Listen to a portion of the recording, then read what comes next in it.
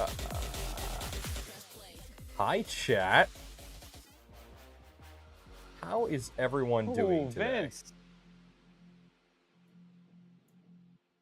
Me? You talking to me? I'm doing great. Yeah, and also to chat. Yeah, hi everybody. We have a very special guest here today. And that is Pooch from Repcord. How's it going, everybody? Yeah, Hold on a second, how's it going? Gotta mute I'm doing fantastic. Hold on, let me turn off the. Oh, whoops, sorry. Gotta mute that. I also accidentally had music playing twice because I accidentally unmuted my desktop audio and I didn't unmute Discord. So that's yeah, that's how every collaborative live stream goes. You know, I don't know of it being any different at all.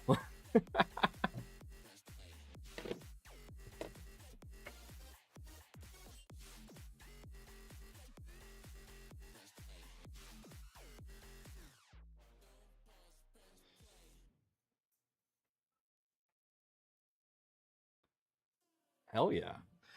Real quick, this is not geared to be family friendly, so feel free to be as you want to be. Yeah, you can say all the words. I will happily drop them as well time to time. Uh, but yeah, so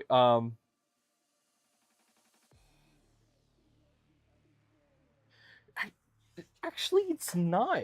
It's pretty easy. In fact, I'm very happy to say it. So we originally informed people, hey, this is not for first time builders.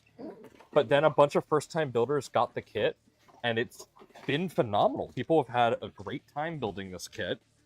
And so like we're heavily considering telling people that yeah, no, this could be a first time kit as long as you interact with our support. No audio on Pooch? Say something. No, you. Oh, wait. No. Wait, hold up. Yeah.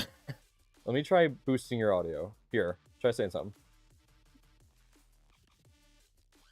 Bananas. What?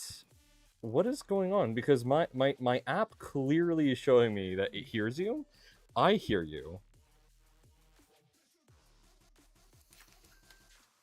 Hold on.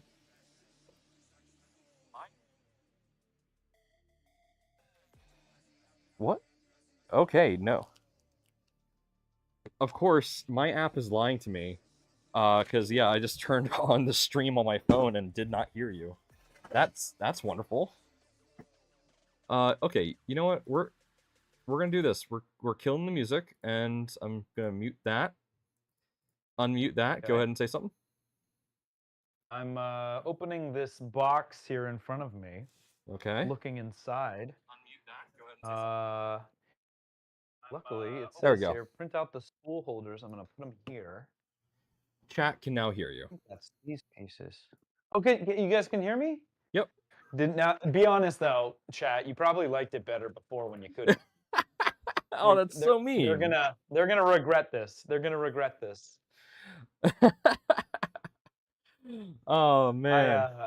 I'm honored to be here. Thank you for having me. I'm really excited for this build. I know it's been a minute since I got the kit, and I appreciate your patience and Jason's generosity in getting it sent. And my goodness, you know exactly what is happening with this thing once it's built, right? Oh, I mean, we all know. absolutely. I mean, when I asked you for a thumbnail photo, the absolute last thing I anticipated was to get a photo of you hanging from the ceiling. But at the same time, I'm like, I should have expected this. This is all. This really is you. Should have seen that coming. I should have seen that coming. This is what I do. This is the shenanigans that you get when you deal with me. Indeed. Here we go. Look at that. I already Okay, I have some fun filming to show off here for my kit. So if you notice, it's turning blue. Like, as we are standing Turning here, blue. it's turning blue. It's a Is little it? hard to Okay, I see. can't. Here, Yeah, it's just showing you. Here we go. Here we go. Okay. Oh, you've got like a. Is it UV sensitive? Is that or no, it is temperature? heat sensitive. Heat sensitive. Heat sensitive. Yeah. So I just pulled Very these off cool. the X1.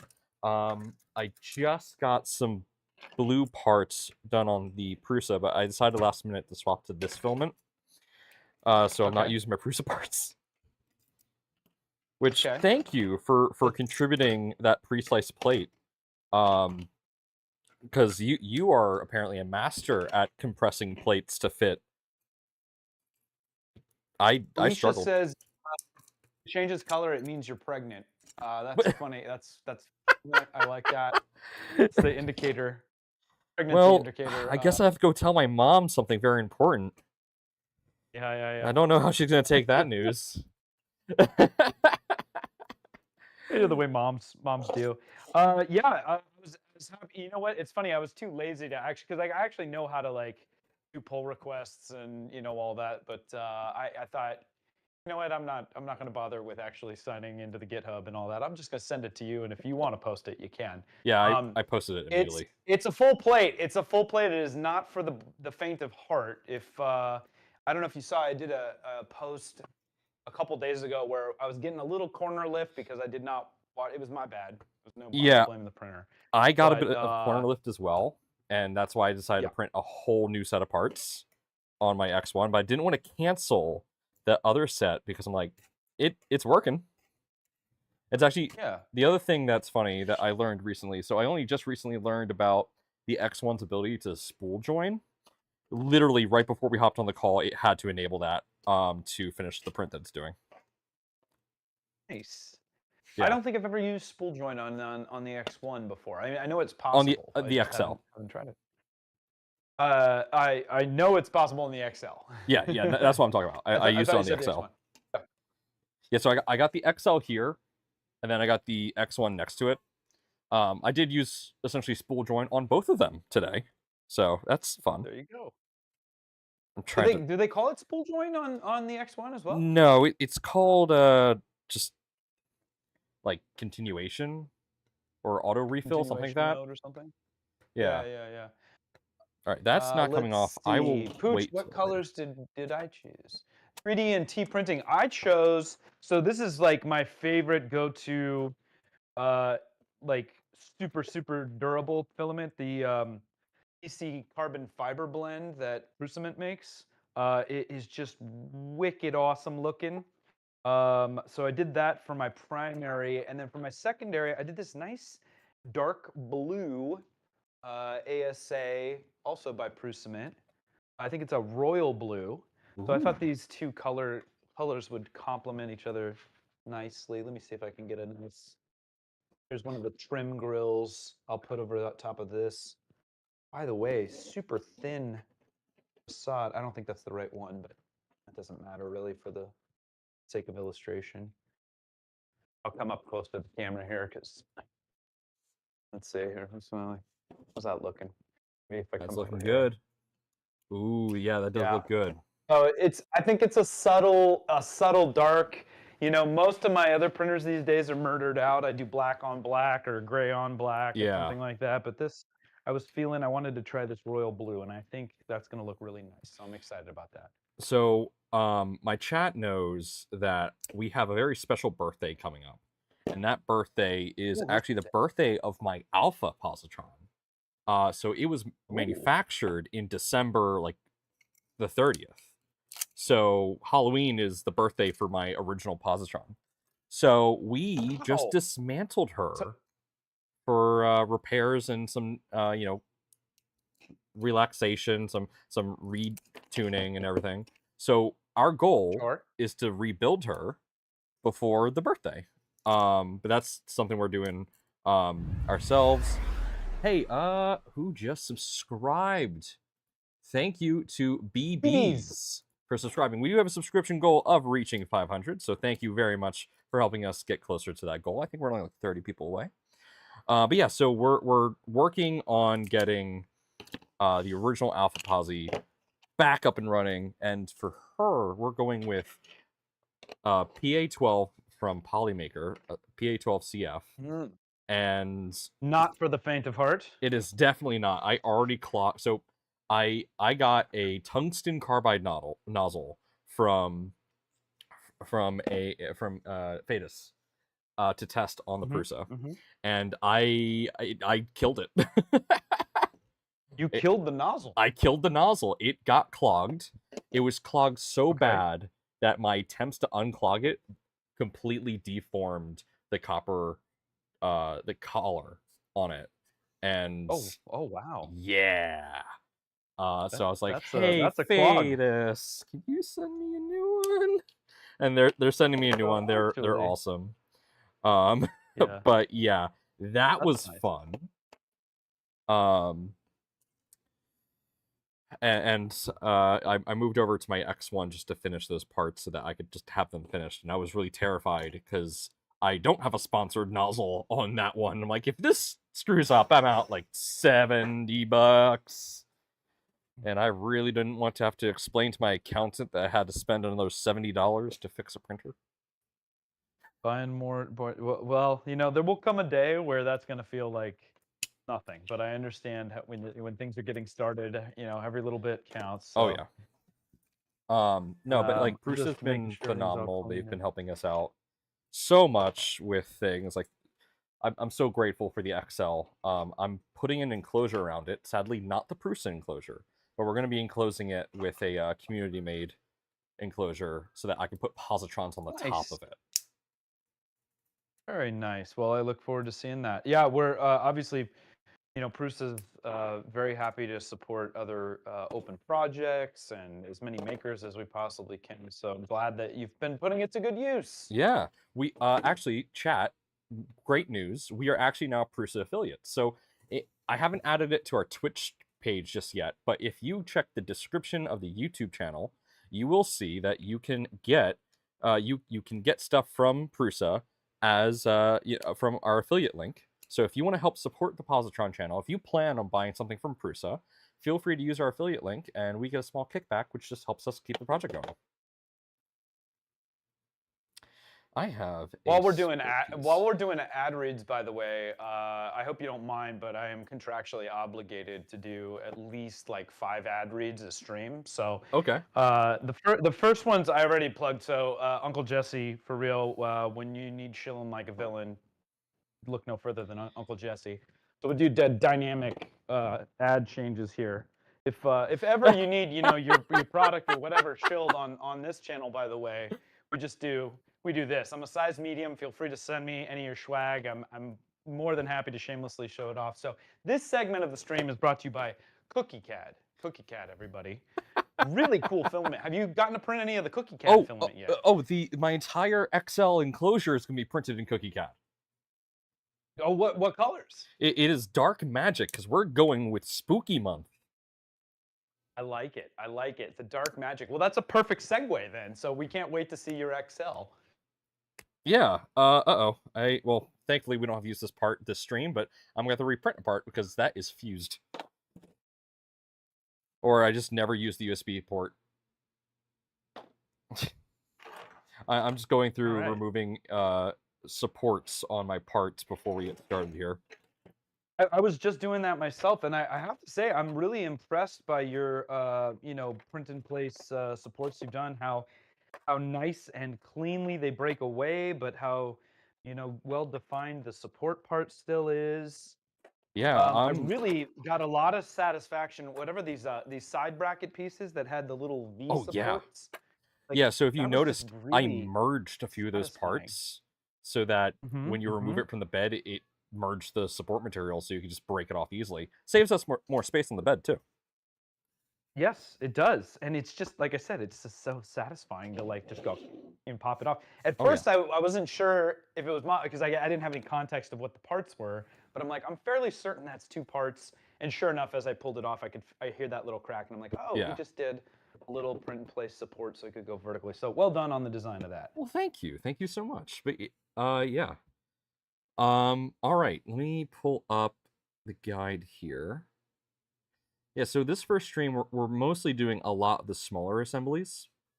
Um, Typically how Positron streams go, and this is just nature of the Positron build, it usually goes the first stream, you just do parts 1 through 7, depending on how fast you go. Okay. And then part 8 Okay. is like its own stream because that's the entire base assembly of the printer. And then part 9 is the That's a big final assembly, and that's when you start pushing Now, plastic. which is the part where Joe comes over to my house and actually just finishes the build like he did at Printopia? You know, That I believe he's that's part I know. 2.5. Right. Like I may get tired here in about 30, 40 minutes, and then we'll just send it off to him, right? Like that'll Yeah. be. No, I'm kidding. I'm very excited to do this build myself. Can you drop me a link really quick, or should Oh, I go hunting for the LDO? Like, what's the it is, best place yeah, for me let to me grab let me send the that to you current? via the Discord. Okay. I want the latest, greatest instructions. Yeah, we're still working on some bugs with the guide. The only That's we why love working you're with my bug LDO, fix. but we Yeah. are literally 12 hours apart. So when they're clocking in for work, we're going to bed. So sometimes it takes a little bit longer for us to get things updated. Yeah. Yeah.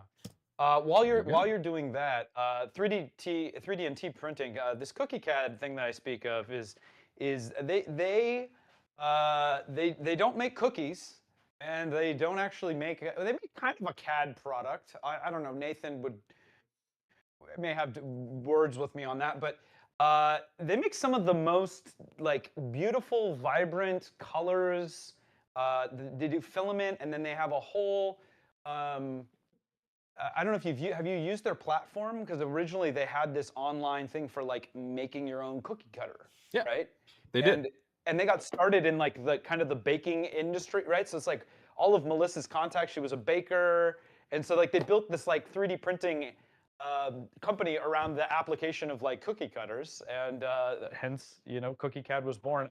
I probably completely bastardized the origin story, but that's my rough understanding of it. I don't know. I think you're pretty And I know good. I know they're being I know you're being a little bit silly there, but there you go, some history that's way above and beyond what I'm obligated contractually to talk about. So I'll have to invoice them for all that extra time. Uh, but I'm sure they'll happily pay it.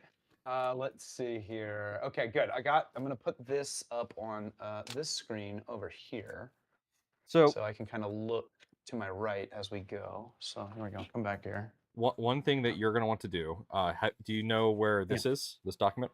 The thing that says documents inside? Yes, I know exactly where that is. Okay. It's right here. Definitely grab that. So in this wonderful page, which we will not be double checking, but this, for everyone that buys a Positron kit, which you can get through KB3D, West 3D, or Fabrico in the United States, check our website, positron3d.com, for where else to get Positron kits. But this page Love all those has, vendors. Oh, stickers. yeah, it has stickers in it. But more importantly, it has the quantity as well as the part's name and where you can find them. So at any point, if you're like, oh, where is this part? Where is that part? You can reference this and find wherever that is. I like that. Okay, and I've got a check 1 and a check 2. Yes, So LDO, for double checking? LDO likes to encourage people to double check. We're not going to check our parts because I'm pretty sure we have everything we need. And if we don't, I will yell at Jason myself. We're kidding. Don't We yell love at Jason. We love Jason. Oh my god, we have some stories about and Jason. Okay, now this doesn't include printed parts. This is just all the non-printable parts here that they include in the kit. Yes. Love it. Awesome. That's a great little checklist. Okay, I've got my checklist, but we're not using it. We're going to use it to just reference where parts are, but we're not using it where they to, are. Yeah, because on the left it says what box they're in. Storage case, motion, fasteners, motors, linear rail. Okay, good. All right, good. So I don't need a pen or blood. So I'll put that over there. Hopefully we don't need blood. There will probably be blood at some point. Yeah.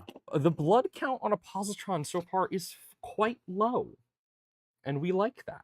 Just give it time, because I brought my favorite assembly tool that my buddy James, the Hacksmith, gave to me.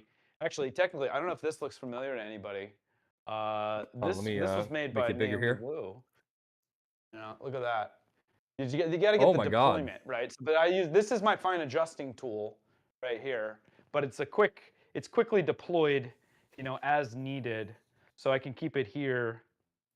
Hold on. I say quick. It's much quicker to deploy than to undeploy. So here and here. Oh, that's Right? terrifying. Okay, and it's chop, chop, chop, chop, chop. Right. That is terrifying. It's absolutely terrifying, but it's very good for fine adjustment. So we're going to save that right here for when we need it. I've got all the goodies. I got my my LTT. I'm telling you, man, I got a lot of sponsored material to get through. I got the LTT Precision Driver Kit we're going to use today. This is going to be really handy. Oh yeah, I got my LTT screwdriver as well. Did you get the Do you hex? have the nubby and the full size? I've got nubby. I've got full size. I got it all, man. I got it all. I don't have friends in high places, so I had to delve into the Positron coffers for it. But yeah, I got myself the stubby and the longy. Good tool to have. It is. Yeah, but you got the precision just dropped, and I'll tell you what. At first glance, you look at this and you say, okay, that is like the iFixit kit, right? But yeah. but no, because the iFixit kit doesn't have the infinite fidget spinner on the top or the deployable three of your favorite bits. It's a little more in depth. It's a little more fidget. That is one part it does have. Shh. Oh, okay. Can you take the case off and magnet thing like this? No, I don't think so. No, does it say LTT on there so that you impress all your friends? No, it doesn't. And don't get me wrong, we love iFixit as well. I've got that kit as well, but they didn't pay me to say anything today, so we're talking about LTT today. Yeah, right. Okay. I kid. Are we ready to start building? Should I open the case like you did? Well, so there's some stuff in the case. I don't think we need anything out of the case for the first assembly. I just was getting everything out of the cardboard box so that I could put it by my side on the floor here and grab it as I need it. The first thing that we're going to need, I believe it's in the motion box, is the extruder kit. And we're also going to need the fastener kit. And the what kit? The fasteners box. There's going to be some things in there that we're going to need. Oh, okay, good. I'll get that out. Fasteners. Do you have a soldering iron on hand? I do. It's in this drawer right here, but it's practically on hand. Okay. I have to go get the battery pack for mine. I'll be right back. Mine's a plug-in, so I'll get mine heating up. Mine's a Pine Sol. I'm very happy with it. I would like to hear more about that. Also, are they looking for more sponsors? I think Pine Sol, I think it's open source. I don't actually know. I need a heat shrink. Let's see. We get my heat shrink tube out too. Do we need any of that? No, we don't need heat shrink. Okay, I got lots of flux because I'm a terrible solderer, so I just put flux on everything. We likely won't need any flux, thankfully. You say that, but just wait. If you end up using flux somehow on this build, I will be concerned. Now I have to find... Challenge accepted. Well, Well, I guess these will work. I have my CNC kitchen... Okay, what else do I need? Oh. No, what I need? I need my Steve Builds part sorting tray that it's handy dandy go-to for school. I have a zombie hedgehog Screwfinity myself, and that's what I will be using. That's a nice... Love me some hedgehog gear. Oh yeah, hedgehog gear is some of the best gear. Right, this is I use this on every one of my builds. It's one of my favorite Steve Builds models. Actually, he's got a lot of great little organizational... Oh yeah, there's actually some parts in this kit that Steve has contributed. We are very, very thankful. Doesn't surprise me. Yeah, no, he helped us redesign... He helped us redesign the Z belt block. This will be coming to the main kit. So now that's the Z block for the people up north that don't understand what he just said. The Z. Yeah. So this will be coming to the default printed parts, and we will be updating our instructions to add this. If you already have a Positron kit, yes, it is the one you have. If you already have a Positron kit, you already have all the parts for this block. And the same thing for the new Z idler. He designed a new Z idler for us that we'll be using. The Zeidler. The Zeidler, yes. There I think is that's what it one should be called. thing I added, which is this little shim piece. We don't know if we're going to be using this because we have a ZN stop with a lever, but I'm going to try to install it and let you know with the included hardware how well it goes. And if it works that great, sounds good. we'll continue with it. If it doesn't work great, I will revise the part. We'll call it a game time decision. All right. Yes. Where is my CNC kitchen? Heat set inserts. Wait, what? Your CNC kitchen which now? Heat set inserts from kb3d.com. What size? Because I've got all those. You're gonna need ones for M2/M2.5 and M3. Wait a minute. So are those not you? Are you just going off kit? Because there are some with the kit, but you wanted to use the official CNC so I kitchen mean, ones. yeah, there are ones that come with the kit that work phenomenal. And if you want to use those, feel free. We do encourage people use the parts that come included in the kit. But you know, M3 is a standard size, so if you want to use your own heat set inserts, that works as well. I don't know where my thing is, so I'm just going to. Thankfully, I have 2 heat set inserts of the correct sizes, so I'll just be using those.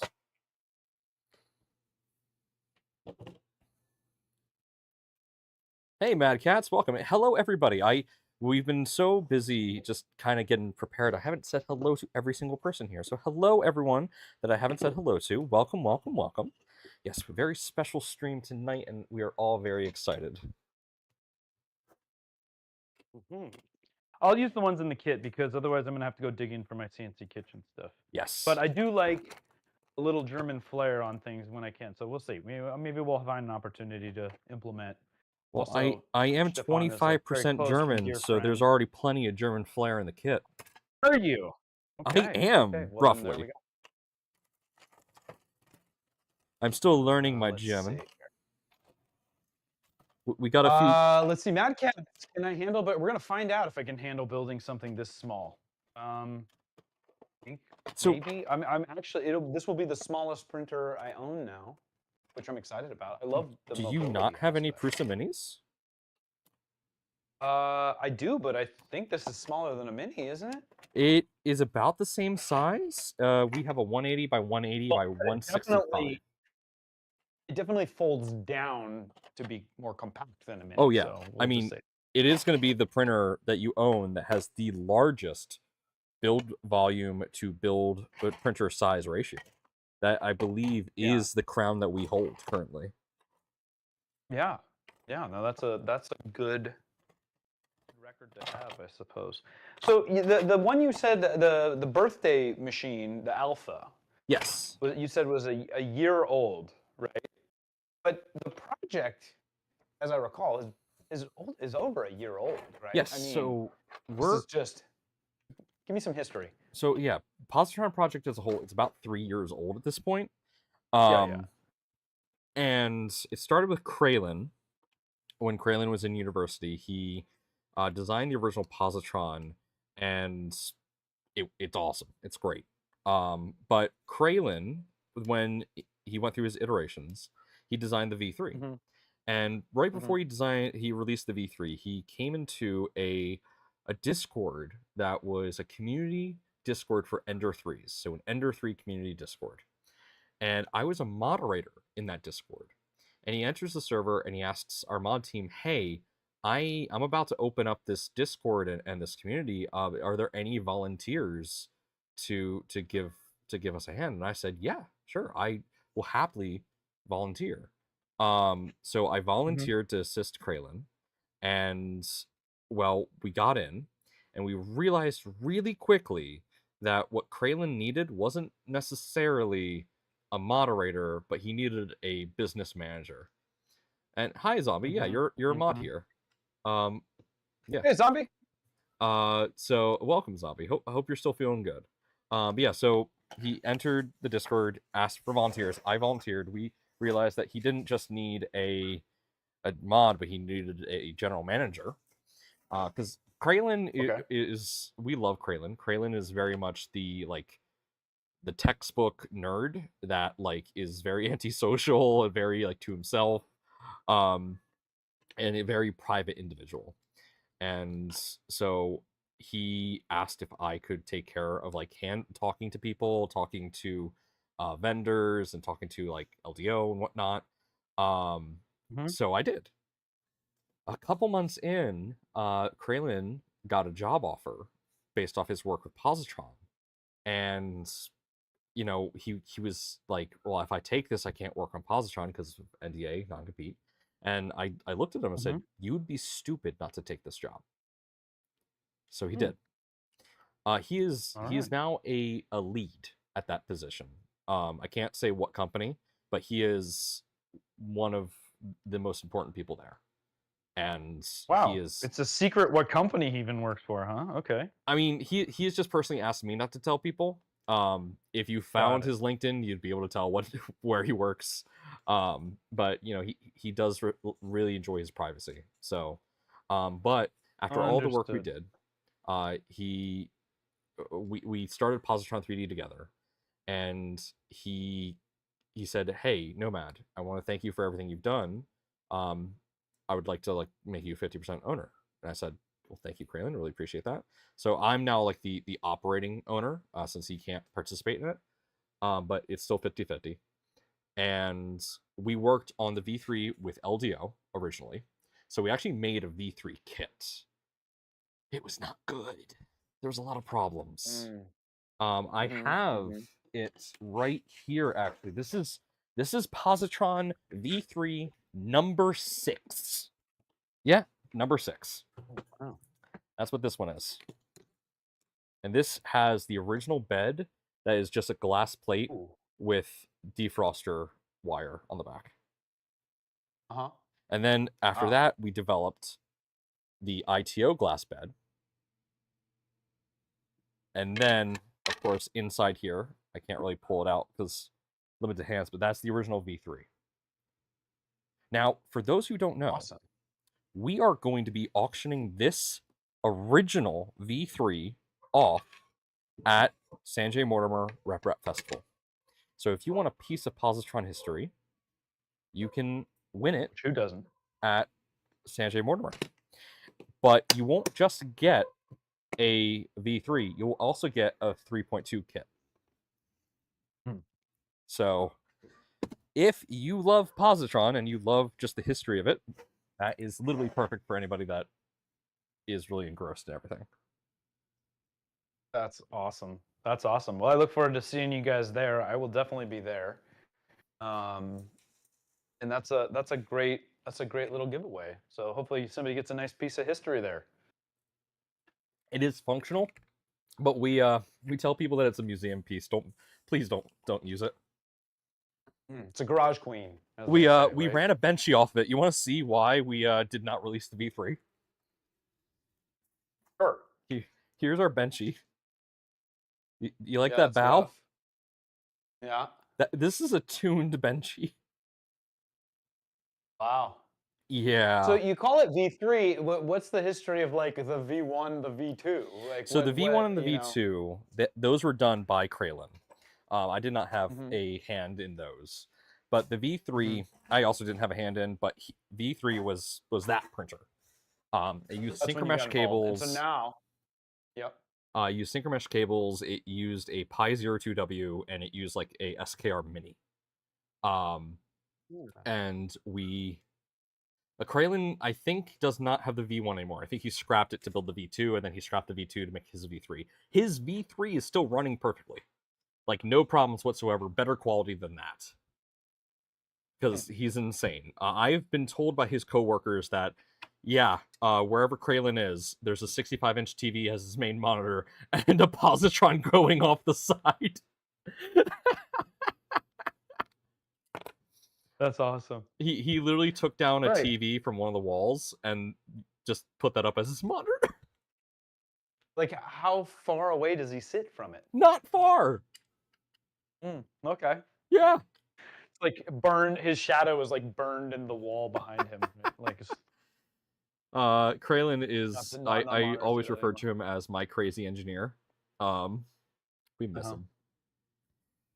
But yeah, so then we worked with LDO very closely to make the 3.2, and the 3.2 is what we have. We are technically on version 3.2.1, because we're always making small iterations. But yeah, if you get Mine says 3.2 revision A. Yep, revision A. So revisions are like major hardware changes, but so that would be like essentially 3 point, yeah, major hardware changes.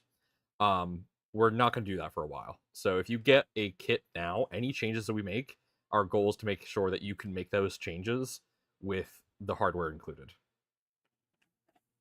So, but yeah. Awesome. All right, what are we doing? All right, well, we are doing the extruder first. So let's go ahead and you can pull up those instructions. I have them here on my right. All right, extruder.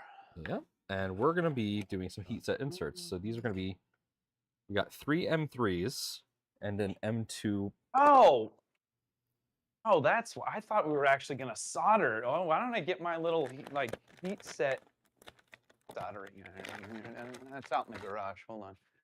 Take it down. Yeah, you know what? It's not worth it. It's not worth it. This is, go ahead. You do it. I'm 2.5 by 3 by 4, which is not the primary ones we need right now. You know, there's you want the by 6 by 5s? Okay, we need M3 by 6, 1 M3 by 6 by 5, and 3 M2.5 by 3 by 4.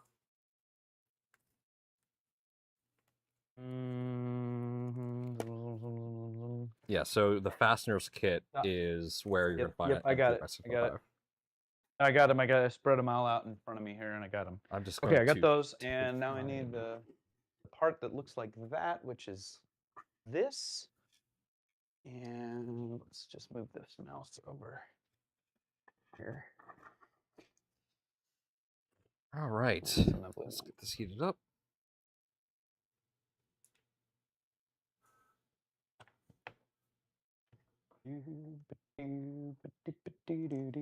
Printed parts. Preparation for the printed part.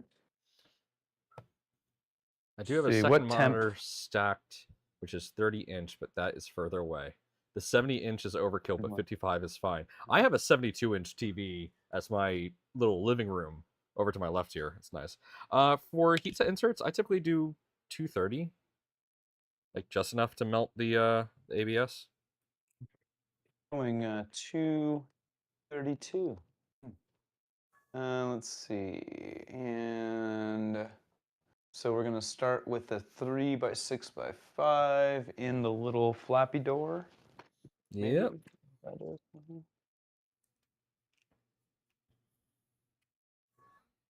Now, is that? I'm assuming that's a primary color. Also, since I get PCCF, yes, I'm gonna need to go. This is a primary color piece. Wait, no. That's a secondary color piece. Yes, accent. Sorry. I have 3 of the accent colors in front of me, so my brain's thinking, that's the primary. No, it's not. Accent color. Let's see. Small. Hey, Jano, welcome.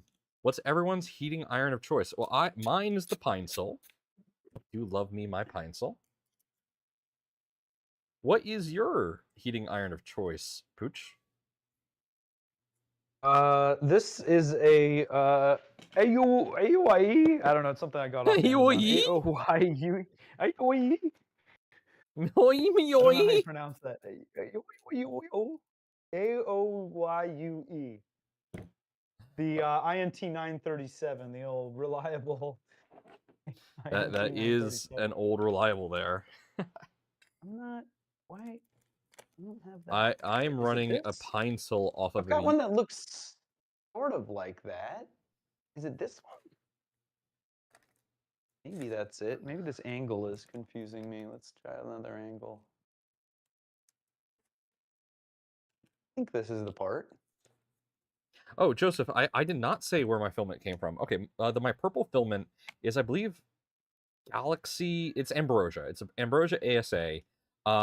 Galaxy something. I think Zombie knows it like off the top of his head, because I think he had a hand in it somehow. But it's like it's like Yeah, it's Galaxy something. It's purple. It's nice. I keep forgetting the name of it. Do I have the box? I don't have the box here right now. But I'm gonna put this in. Yeah, I've got my M365. Midnight Meteorite. Thank you. It is Midnight Meteorite. Very slowly. My brand. Yes. I think Zombie had a hand in designing Midnight Meteorite. I love it. It goes so well with a lot of the colors that I use. I was going to build my Prusa enclosure out of it, but I needed a ton of filament, and it wasn't going to get here in time, sadly. And I don't actually remember what brand this is, but if you search ABS heat sensitive filament, you'll find this, and this turns white when it gets warm. So this kit that we're building right now is actually for Sam Prentice. What a lazy bastard, not building his own. I can say that because we're friends. Call him a lazy bastard. Yeah, since we're. Oh, you said I can say whatever. I can call him a. You can, yeah. I mean, look, wanker. He's a wanker. If he can't take it, then is he a friend? No, we have a healthy ribbing back and forth. That heat set went in very smoothly. That's pretty good. I'm gonna take a 10 now. Probably time for a new sponsor too. What do you think? We're done with Cookie Cat. What are we moving on to next? Sponsored by Prusa. No, not doing sponsored by Prusa. Oh, Render Hub. Render Hub? If any of you guys are into photorealistic Render Hub, I went to. If you're into Blender, if you're a Blender guru and stuff like that, there's you guys might know Render Hub because it's a lot of the Blender community that does a lot of that photorealistic VFX stuff. Ooh. Not so much for modeling, but a little bit more for like, fancy schmancy, environments for gaming and for cool movies stuff. Render Hub is a great asset library for that. Okay, let's put in another heat set. Insert. And we got that little smell of ASA in the air now from little. Don't you love that smell? 2534 heat sets. Now I tell you what, man, I love me some heat sets because they just really make the whole thing feel more professional. Yeah. You know. That we do love, especially the ones that the LDO guys include. Because these are they're nice. They are very nice. I'll tell you something. I was lazy and I didn't really change my tip out, so I've got a little ASA on my soldering iron tip. Just a little bit on the tip. Off later. Just the tip. Just the tip. That happens. Yeah, I'll tell you what, man, tomorrow I'm excited. Just to completely change the subject. We got Maker Faire Bay Area coming up. Hell yeah, man! That sounds like a riot. Maker Faire Bay Area is going to be off the chain, as the kids say. Some kids at one point said that. I don't know if they say it anymore. When I was younger. Yeah. That's happening this weekend. You got some big creators going to be there. We got Adam Savage. I'm jealous. Jay Unfold's going to be there, and like dozens more that I'm forgetting the name right now, but that's going to be cool. Prusa is going to have their booth there, as we often do. Hell yeah. We'll be in one of the coal sheds. I don't remember which. Coal shed 4, maybe? I don't know. Sounds right. I just show up and do what I'm told. Yeah, that's kind of what I do with LDO. Right? That now. Sounds like what I do, right? Yeah. With LDO, I just show up and they just are like, "All right, you're here, cool." You're here, I'm here, so we have a quorum. Exactly. There you go. Massive shout out to LDO. So if it wasn't for LDO, Positron would not have been able to make it to all of the shows that we have. We are very appreciative of Jason's generosity in flying us out. And it's also thanks to LDO that we will actually be at Sanjay Mortimer this year. So Jason, if you're watching, thank you. We do appreciate you. And everyone, go make sure to give Jason some love on Twitter. He's on there I pretty need an active. LDO shirt. It occurs to me I don't have an LDO shirt yet. I don't know how that have an hasn't happened because I've LDO. worked with them for a while. I have an LDO I shirt. need to rectify that. It does not fit me. It doesn't fit you. It is in a Chinese large. Which is what is that in Probably a small. freedom sizes? Oh really? Oh wow. I don't know. It's tight, man. All right, I got heat sets in, man. I'm crushing it. I'm feeling good about this. Those Next are in, part is to those get are the bearing shafts and shaft? start getting those going. Listen, man. Nobody knows how to shaft like this guy. Save here. Put that. See this one. First of all, if you guys are not into euphemisms, you're on the wrong stream because they're going to be 100%. coming fast and furious. Fast and furious. We're just getting warmed up. The shaft now that's a primary?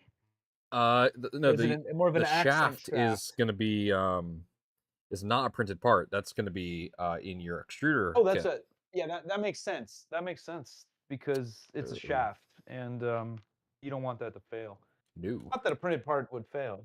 I'd have a high level of confidence if it was a PCCF. That's pretty good. So this is an orbital gear. It would hang. It would hang for a bit before it died. A bit. Maybe. I don't know. It's not ideal. Okay, you said that's in the motion? Yes, it's going to be in your extruder kit. I could use the printout that you told me about, but I would rather just ask you. Well, everything you need aside from that one large heat set insert, it should be in the extruder bag. Man, the BOM on this thing is insane. There's so many little bits and bobs. Right? Okay. This is about half of the parts that we had for the V3. Well, you're going the right direction. So my challenge for everyone as a product designer, and I am like at the extreme end where it's like as few parts as possible on any build. Yeah. Like, do you really need 5 screws when could you use 3? And then I've gone well out of my way to like redesign things so that I could use 1 screw on the rep box, which arguably is probably too extreme, but I enjoyed the challenge. And when you get your rep box, which I still owe you, I know, and it's coming, I promise. It's the #1 question right now, when a rep box is coming back. The correct answer to that is soon PM on that. Yeah, take your time, man. I don't have a wall. All I can say. So, yeah. You don't have a wall? I don't have a wall. You just have like a floating roof house? No, my studio is in the basement. So that the white wall you see behind me. It is just insulation and concrete right behind me.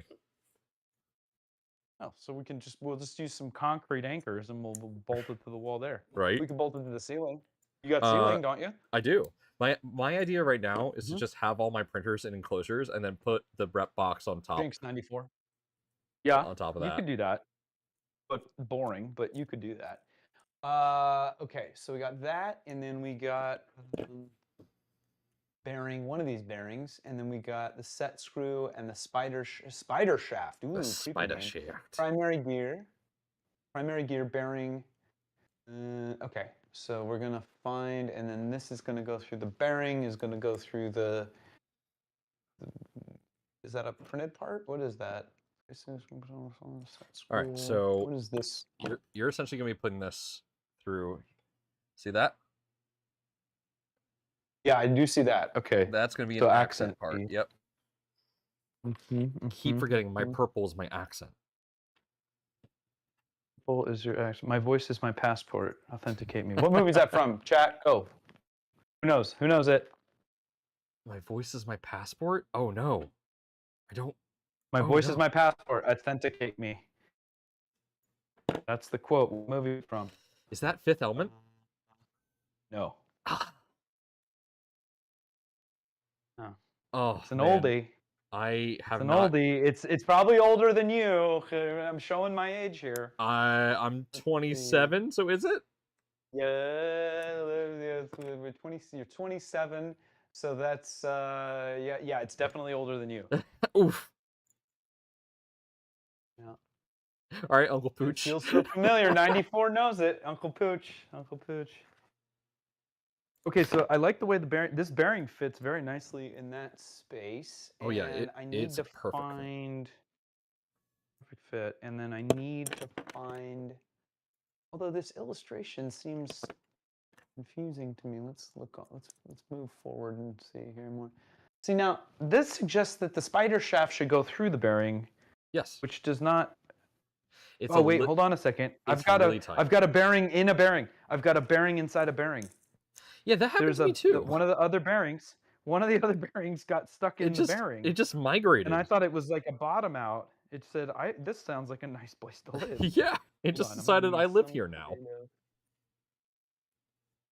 There we go. There we go. Okay, that explains the confusion. Let's put you back with your other friends, with the other bearings. Okay, and then I need the gear. Richard the gear. Okay, you have two gears. One has absolutely Spaceballs. It's not Spaceballs. Jeez, nobody gets it. Wow, you guys are all young. This is a classic movie. You all need to see it. It's your sci-fi, homework right? now. It is not sci-fi. Oh man. It's got Dan Aykroyd. It's got Robert Redford. It's got Sir Ben Kingsley. I feel terrible for not knowing it. Is it Logan's Run? Says Joseph Carver. It is not Logan's. It's not Logan's Run. 94 is pulling out his vinyl. My voice is my passport. Authenticate. I'm surprised nobody's Googled it at this point. Right? I'm kind of happy that my chat hasn't Googled it and cheated. Like, thanks, chat, for being I appreciate honorable. you guys not cheating. It must be in the drive kit. Let's see if I look up here. What are you looking for? I'm looking for the gear. Yes, it's gonna be in that extruder bag.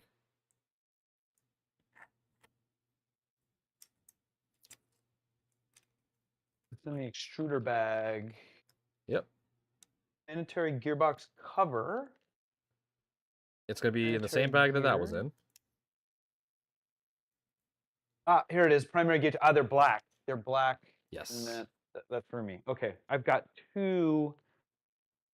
Mad Cat says spies like us. No, but you're getting into the right genre. Okay, so it's a spy. Is it a James Bond film? It's not spies. It's not a James Bond film. No. It's a fantastic movie. I guarantee you would enjoy it. Is it Austin Powers? No. You want me to just say, or do we want to? No, it's definitely not. It's not a comedy. It's a drama. It was set in the, I'm gonna say the late. I'd have to look it up. It might be the very early '90s or the late '80s. Man, I don't know. Sneakers. Thank you. Yeah, we had a winner. Cebus 7897. I highly. Oh, TJL said it first. I'm sorry, TJL. Oh, TJL got it. Well, thank you, TJL. That is a great movie. I definitely recommend putting it on your watch list and checking it out. You will not, if you don't like it, Nomad will give you your money back. Yeah. So there you go. Sure. As long as you don't pay for it. It's a money back guarantee. Indeed. By Nomad. Extended by me. Let's see. I've been saying it. We just haven't seen it. Oh no. Sorry, it's hard friends. to watch the chat and not do. Yeah, he's like jumping up and down, screaming at the screen. You know, it's Sneakers. It's Sneakers. Great movie, right? It's a great movie, right, Sebas? I'm gonna have to check it out.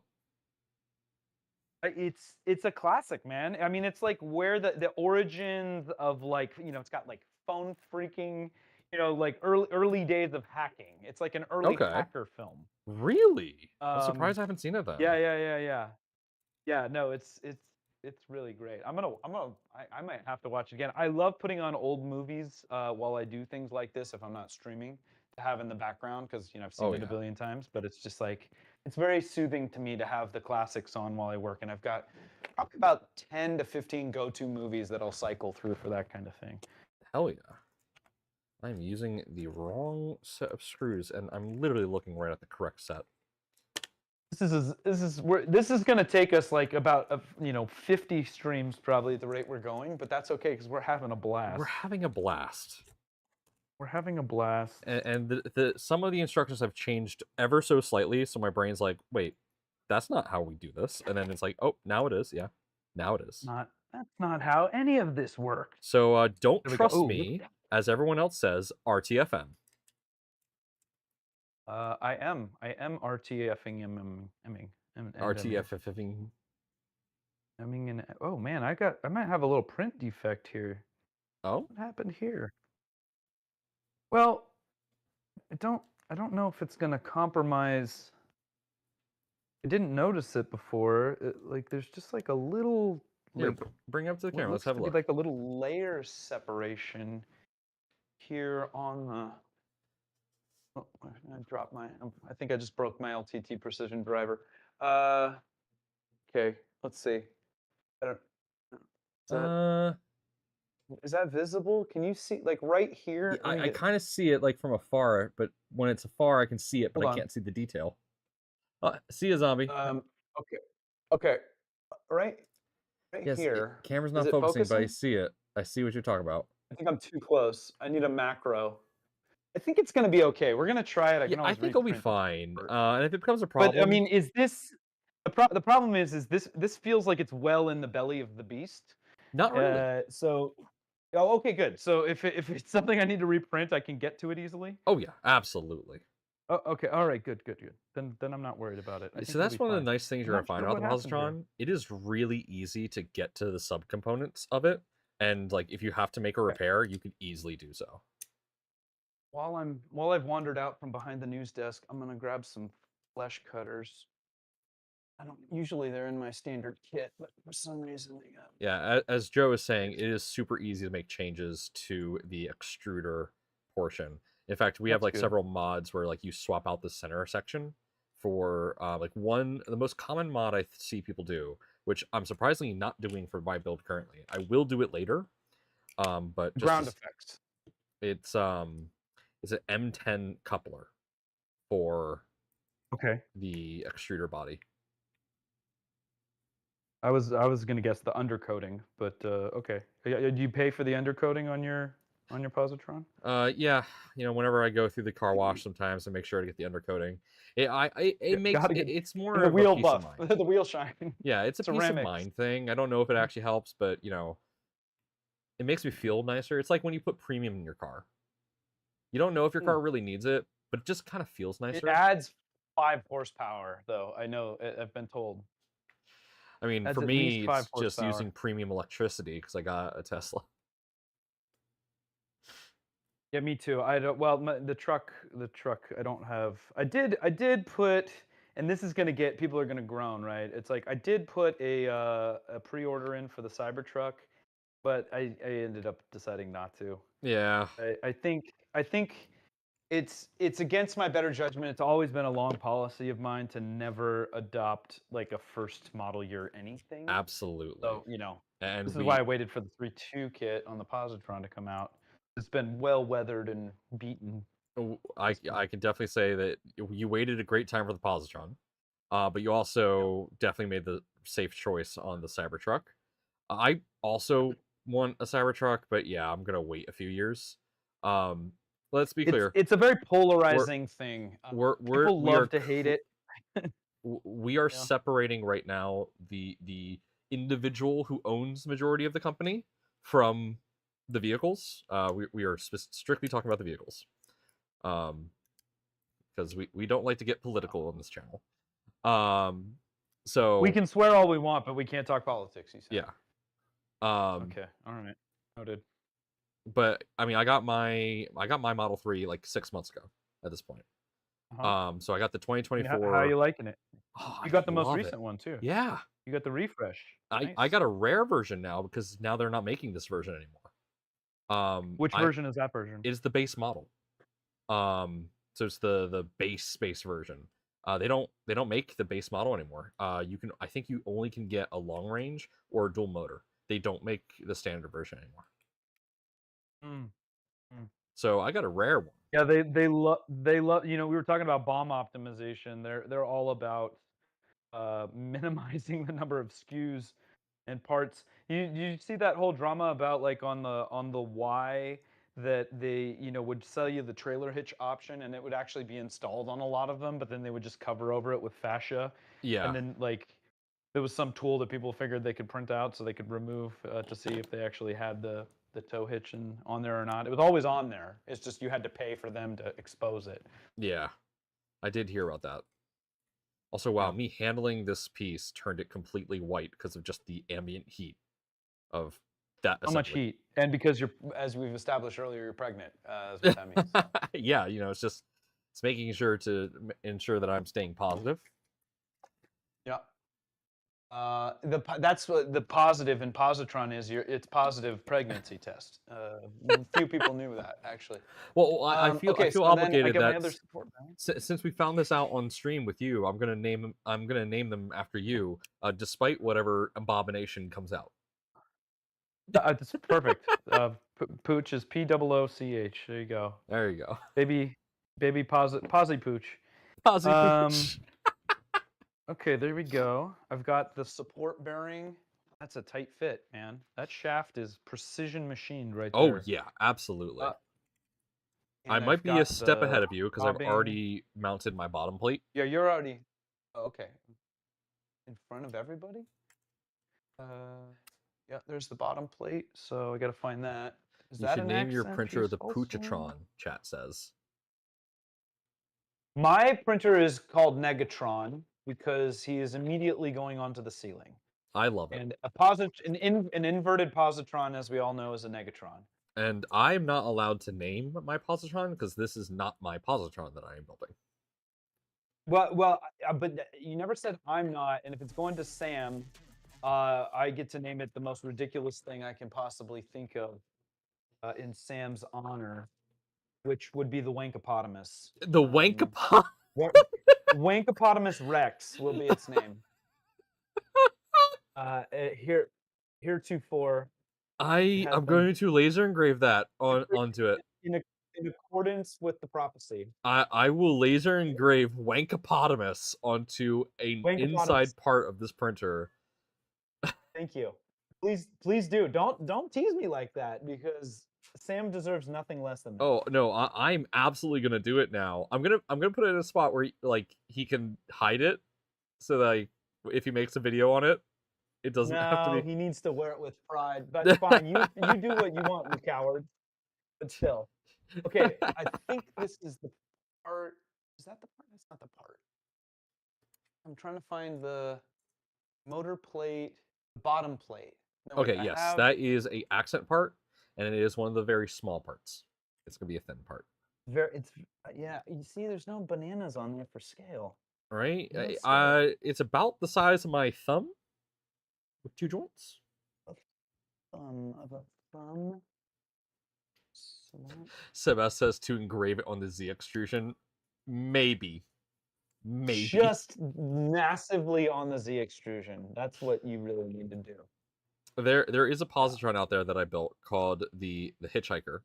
And on the back, on the back it literally says "Don't panic." And on the thumb screw for the Z-axis, it has the positron logo, and in the middle of the positron logo, the number is 42.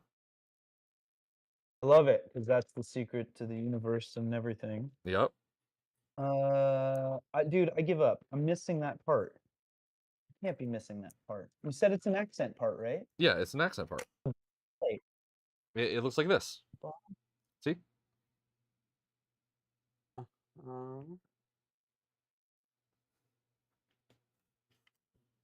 Did I drop it somewhere? Did I lose it? Dark Third Dimension says engrave it across the bed. I will not be doing that because I really don't want to damage the bed.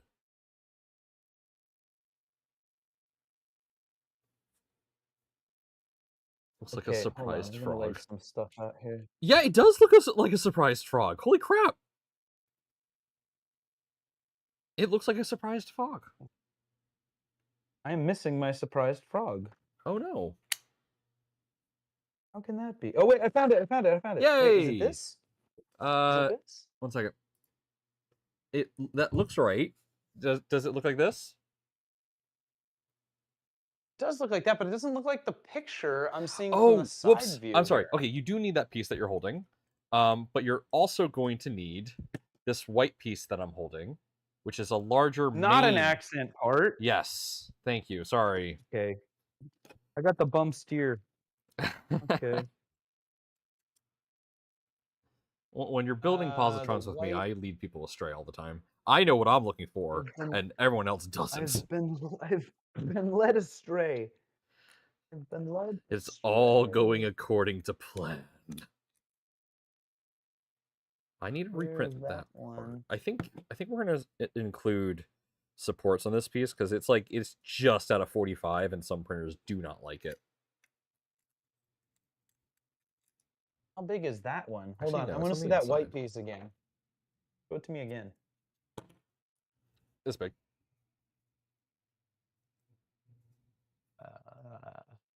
Pretty big. Yeah, it's moderate. That one. Nomad likes to spread misinformation. Listen. It's not me. It's the Jambadites from Zargon 6 that are spreading the misinformation. We gotta be really diligent about fighting it. Not that, is it? Let me see. Doesn't look like that either. Does it? Yeah, that might be it. It is. Does it have okay, I'm looking at your instructions. You can click the other images there to get a better view of that part.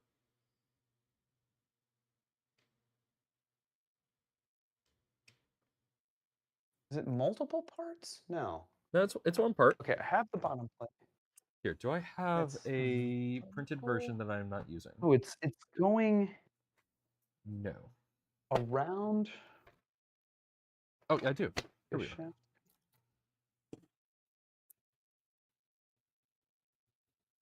All right, it looks like confused. this. Let's see. I'm getting in close. I'm getting in close. Okay, and it's an accent part, or it's a primary? It's a primary.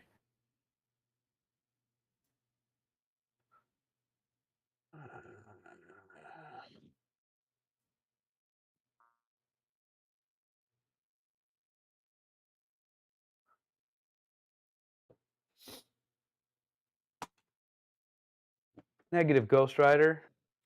Wait. Oh, it's the one we put the heat set inserts in. Yes. I was gonna say my brain is like, you have it. I know you have it. Okay. All right. It's gonna be like that. You can see. Wow. All right. So that goes. Hold on. Did I put the bearing in too soon? Or does the bearing slide through? Here we go. Oh, okay. All right. All right.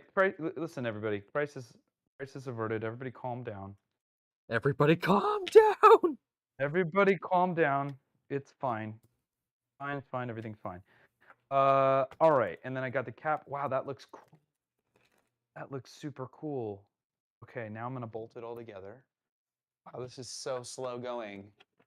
It's I hope fine. everybody else brought snacks because this is taking a hot minute. We're gonna use the 2.5 by 18 button heads. Now we play the game where I look at all of the things spread out in front of the table. I ran out of time to get snacks. 18... I was very upset about that. If you need a snack, go to pause and get a snack. I don't like to eat on stream. I don't either. But, except for the one time I totally just chowed down on stream, and I was just like, "All right, chat, it's a mukbang channel now." A mukbang channel? A mukbang. Oh. Are you familiar with what that is? I am not. I'm familiar with Mudang, but so mukbang was a pop. Right. So have you ever seen Epic Mealtime? No. What? No, I haven't. I'm sorry. I know. It's okay. I never really watched their stuff either. Okay. Yeah. Oh wait. Epic Mealtime is like the we're next time we eat prisoners, like the bacon weave guys and all that stuff. Yeah, the bacon weave. Yeah. Yeah. Bacon weave. Smart. Yeah, I know who you're talking about. Yeah. Those guys are rad. Those guys are technically a form of mukbang. It's just people that sit down and just like there's a table of food that is 10 times more than what you would ever see for like Thanksgiving, and Yeah, they eat it. yeah, yeah. And they're like, we're making burger lasagna, like Yeah. with Cheetos and stuff. Yeah, yeah. Yeah. Yeah, epic mealtime. Yeah, no, like that's actually a really old channel. That's a throwback. Yeah, man. I mean, that's when Um, I was, really heavy into the YouTubes as a consumer. I Dude, was worried I already. 2016 was like the Are we golden done? year of YouTube. Are we already done with the heat sets, or are there more? Are we doing more heat setting? You should have put 4 in total. Yeah, I just wondered if I Yep. could move my You can move it for my now. We soldering may have iron. to revisit it. We do heat set inserts per assembly. So for I'm this gonna assembly, I'm we're gonna done. I'm gonna turn it off. Save, like, this is prime power usage time. Yeah. We're in like triple overtime for wait a second. Hi, Kai. Welcome to the stream. Kai is Hey Kai, watching from Twitter. you can watch from Twitter? Yeah, so Cool. I multi-stream. So I stream to Twitch, YouTube, and Twitter. Do you use Restream? What No, platform do you use for that? so I use Streamlabs, and Streamlabs has their built-in restreamer. Streamlabs. Mm-hmm, mm-hmm, So we mm-hmm. should be streaming to TikTok, to Twitter, YouTube, and MySpace. I wish, Live on my that'd be great. Maybe one day I'll get that running. Friendster. We're on Friendster Yeah, and all the old platforms. I Um, always find Nomad over on Twitter first, then I go to YouTube. I mean, hey, that I'm glad it works that way. YouTube is my preferred platform, and once we get monetized on YouTube, I'm essentially moving everything to YouTube. But hey, in order to get that, we need to reach that subscriber goal of 500. So make sure you get subscribed on YouTube. And yeah, we're gonna move the camera to focus on Pooch here, as he's. I subscribed. I subscribed on YouTube. Oh, I see, and I appreciate I, that. yeah. I just wanted to grandstand a little bit around that. I, Everybody. I appreciate you. So if I can do it, you guys. If I can do it, you guys can. Is really what that means. It only takes Um, like 1 calorie of your finger movement. listen, man. We don't care how you get here. Just get here if you can. You can meet us by aeroplane. You can That guy makes find me by it's aeroplane. 1,000K. 1,000. So Mm-hmm. for monetization, it's 500. And then like a ton of hours watched. We're gonna get the You gotta hours get them watched by watch hours. streaming. And for getting raids, like so that I could raid people and people can raid me, that's 1,000 subscribers, which I think is That's dumb. Twitch. That's Twitch. No, Yeah. I thought you were talking about YouTube. no, I am But there's talking no about YouTube. rating on YouTube. Yeah, there is. There's rating on YouTube now? Yeah, I don't think I even knew that. Really? yeah. What you do I is thought that was just before a you end the Twitch stream, thing. you can set it so it auto plays another video. So you could either set it Okay. so that auto plays like a actual YouTube video, or it plays someone else's stream. So it is a form of rating. Okay. It's not technically called rating the way that Yeah, but it's rating. But if the you're Twitch. Okay. if you are under 1,000 subs, you cannot receive a Mhm. raid, nor can you send a raid. You are raid Which I unrateable. think is really dumb, because like on Twitch, that's a great way to actually like grow. uh, on Twitch, it is a phenomenal YouTube way. is always listening. I know, and I'm the problem child. They're watching right now. They're like, Right now. he said something disparaging. We're just gonna dock him a couple subs. We're never gonna let the algorithm find him. How dare you, algorithm? I have the one and only Pooch on my stream. Don't you dare strike me down. Got that one and only. Got that algorithm. My buddy had I do an annual camping trip with a bunch of old college buddies and or uni buddies if you guys are watching from the UK. And we don't really camp anymore because that's for normies. Like we just glamp and get a Yeah. Airbnb or something like that. But anyway, one of our traditions is that we trade shirts, like T-shirts, and they're usually like something ridiculous and stupid. And this year, my buddy got one that just said Al Gore rhythm, and it pretty good actually. I thought it was funny. You should pick It's up like got the dad jokes. for the next one. You should pick up one of our Positron shirts. We have one that is from the Twilight Zone, the original Twilight Zone. Really? It is the what's it, the plane one, with the gremlin on the plane, and he's like looking out the window. Oh yeah. There's something on the wing. He's looking out the window, concerned. And instead of where a Right. gremlin would be, we replaced it with a positron, and we have text at the top saying, "Don't print on planes." Don't print on. Okay, that's where "Don't print on planes" came from. I got it. Actually, it came from. Okay, this is where it came from. We had a few individuals. One of them, we laughed because they're part of the team.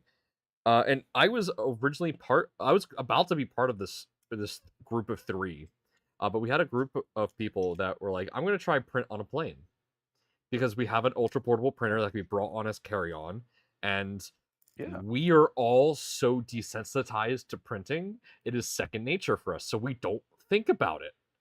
So we're like, yeah, let's print on a plane. You know, we're on the plane for hours. Yeah, makes sense. Yep. One guy tried. He couldn't because there wasn't enough power in the outlet, so it failed. And then the other one, yeah, they don't let you pull very many amps out of those. The other one was traveling from a area of conflict to the United States, and I'm like, that's when it clicked, and I'm like, no, wait, don't. Hey, Jeremy, welcome. Lee Marie is here. Yeah, so I was like, for the love of God, I love you, man. Please don't try to print on a plane. And he's like, why? I'm like, the air marshal is not going to enjoy the smell of plastic. The air marshal, yeah. And it's KB3D, Chris. All right. Yo, Chris, are people able currently to go to KB3D and use code Nomad50 to get 50% off? Or not 50%, not 50%, not 50%! $50. $50 off. Okay, well, it is indeed live. Which could be more than 50%. It could be more than 50%, but is there a minimum purchase value? Yeah, so if you want to get a positron for $50 off, you can do so at KB3D using code Nomad50. That's a good code. Well, I would love to sport your shirt. And speaking of shirts, it is time to switch to our next sponsor. This segment of the build is brought to you by Diamondback Nozzle. Hold on. Yeah. Well, I'm gonna do the other thing. I'm gonna swap hats here. So swap hats. Goodbye, Prusa. Hello, KB3D. Yeah, well, oh my God. And KB3D, Pooch. so Diamondback Nozzles and KB3D. How many shirts do you have?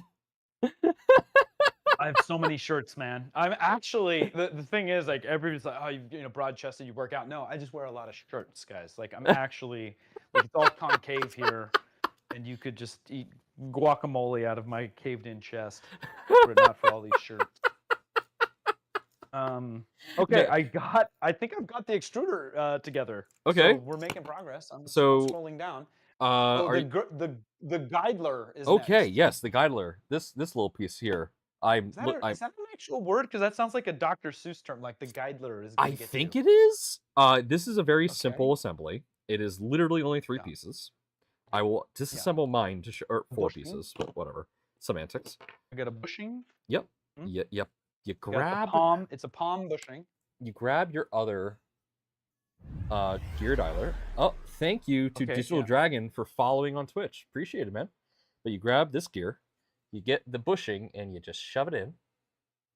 Nice. Shove it just like that. And then bushing in the idler. In the bush, one of the bushing is worth 2 in the hand. With the heat set insert facing you, and the arms on the right. It's like these little arms here. You put the arms on my right or your right? My right. Is your right different than my right? That's right. Go ahead. Just seeing if you're paying attention. And So then we press it, and then there's a knurling on one side of the yes, shaft. the knurling. So if you actually look at the printed part, there's a smaller hole and a larger hole. So the knurling ends up Yes. on the larger hole. So you push the That makes smooth side sense. towards the smaller hole. Through the Delrin and into. That's what palm is, I by did the mine way. upside down. You were inverted. I Were you positroned communicating? mine. Negatron, your positron? Yep. I'm a little Okay. salty. So, oh god. That's what are you salty about? Tell Okay, us. You so tell. Tell. we named No, I don't think. positron. Oh wait, no, that was right. Okay, no, that's right. Okay, good. I'm in. We named Yep, you named positron positron. after the only antiparticle that has a cool name, the positron. All of What are you the talking other about? Muons, those are quarks. subatomic Wait. particles. Oh, I'm sorry. Okay. Yeah. So atomic particle, So positron. the only other atomic particles that are negative atomic particles is Yeah. anti-neutron, anti-proton, and anti like it's just anti-blank except for positron. Anti. It's so Okay. boring. But okay. But obviously you picked. I mean, nobody said you had to pick subatomic particle or non-subatomic I didn't really atomic have a particles. choice. Kralin picked it. So wait, what are the subatomic particles Oh that go lord. in? Like, so a positron can be broken down into subatomic particles that make up the Yes. positron. Is that right? So Yes. what are the subatomic particles that are part of a positron? I don't remember. Is that okay? Is it quarks? Is it charms? Yeah, Is it we're dealing muons? with Is like it quarks and like up okay? particles and down particles and Yeah, and stupidly named things. all right. All right. So I got It that. should look like this. Filament. I need a piece of filament. Yeah, it looks like that. And All I right. feel like my gear hobbing lines up. It says I should probably put a piece of filament in there just to make sure. I'm Yes. feeling good. We're gonna do that in just a sec. Or yeah. So you want to put a piece of filament through to make sure everything is All right, I'll lined go up. get the filament. I might have some filament around here somewhere. I just had a bunch of scrap filament that I specifically cut up for these kinds of builds. Yeah, if I just left scrap filament around, which I mean just happens inherently, it gets tossed at some point. Because I can Yeah. always just snip off another piece. I mean, let's see. I need to actually Here we assemble go. mine further in order. I have some from one of my other mini projects here. My binning. I don't know if you've gotten into bin organization yet. I kind of, My friend. not heavily. Yeah, it's the only Without way. walls, It's it makes the it a way. little bit difficult. Yeah, this whole without walls thing is just not going to stand. I don't buy it. Like, you have walls. It's just they're difficult walls. That doesn't So mean you here's the don't thing. have walls. I have to consider myself temporarily renting this area. I live with my parents. But I They're can't fine. make They don't permanent care. changes to the walls. Well, I mean, can't. but you're their kid. They're not going to disown you. I mean, you're gonna like, what's the worst that No, happens? I mean, right? it is easier to ask for forgiveness. That's my policy. I mean, so wait, is the filament supposed to go through this little So if you look here, after-do? so there is a path that is specifically for testing the fit of filament, and that is right here. But the actual path of filament that it goes through the extruder is here. Like through that little side? Yeah. Oh, that's whack. Okay, It's pretty cool. Before. When I first was shown it, I was like, bending. So it's bending the filament as it routes it. yeah, which actually gives us a little bit what? more grip. It's kind of weird. I've never seen anything like that. Like, my filament's too stiff. It's like trying to curve it. What But I'm not filament did you supposed to test grab? it this way. I don't know. It's just some like what is this? You look down, it's just polycarbonate. I think it's ASA. I got good news about ASA on Positron. We have a PCB bed coming out, if anyone hasn't noticed that. and this PCB bed actually will let you do ABS ASA on a Positron. So far, I have tested the bed to get up to 110 degrees, so it should be able to do most filaments. So the test port works fine, and then I guess it'll just like bend and contour. Yeah. So if I just keep this thing compressed and I rotate manually as best I can, I want to. No, wait, that's the hole for the. Oh, something's not right here. That's not the hole for the screw to hold this on. Filament path goes through here. Something just doesn't seem.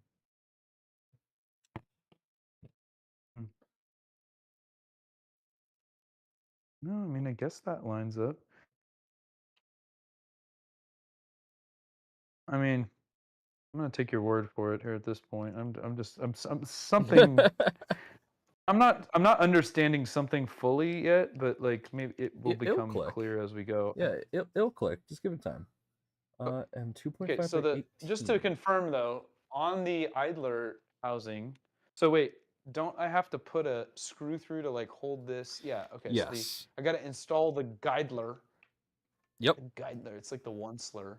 I need a 2.5 by 18 I love the name. button head. It's one of my favorite items in this kit. Beware the guidler. Beware the guidler.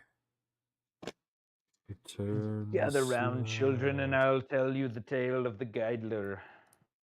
Reminds me of do you remember Courage the Cowardly Dog?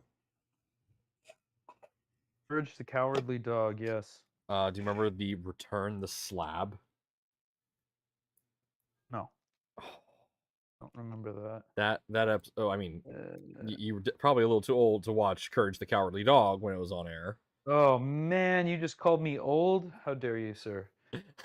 How dare you? So Chris, do you know what Courage the Cowardly Dog is? Do I have to educate you?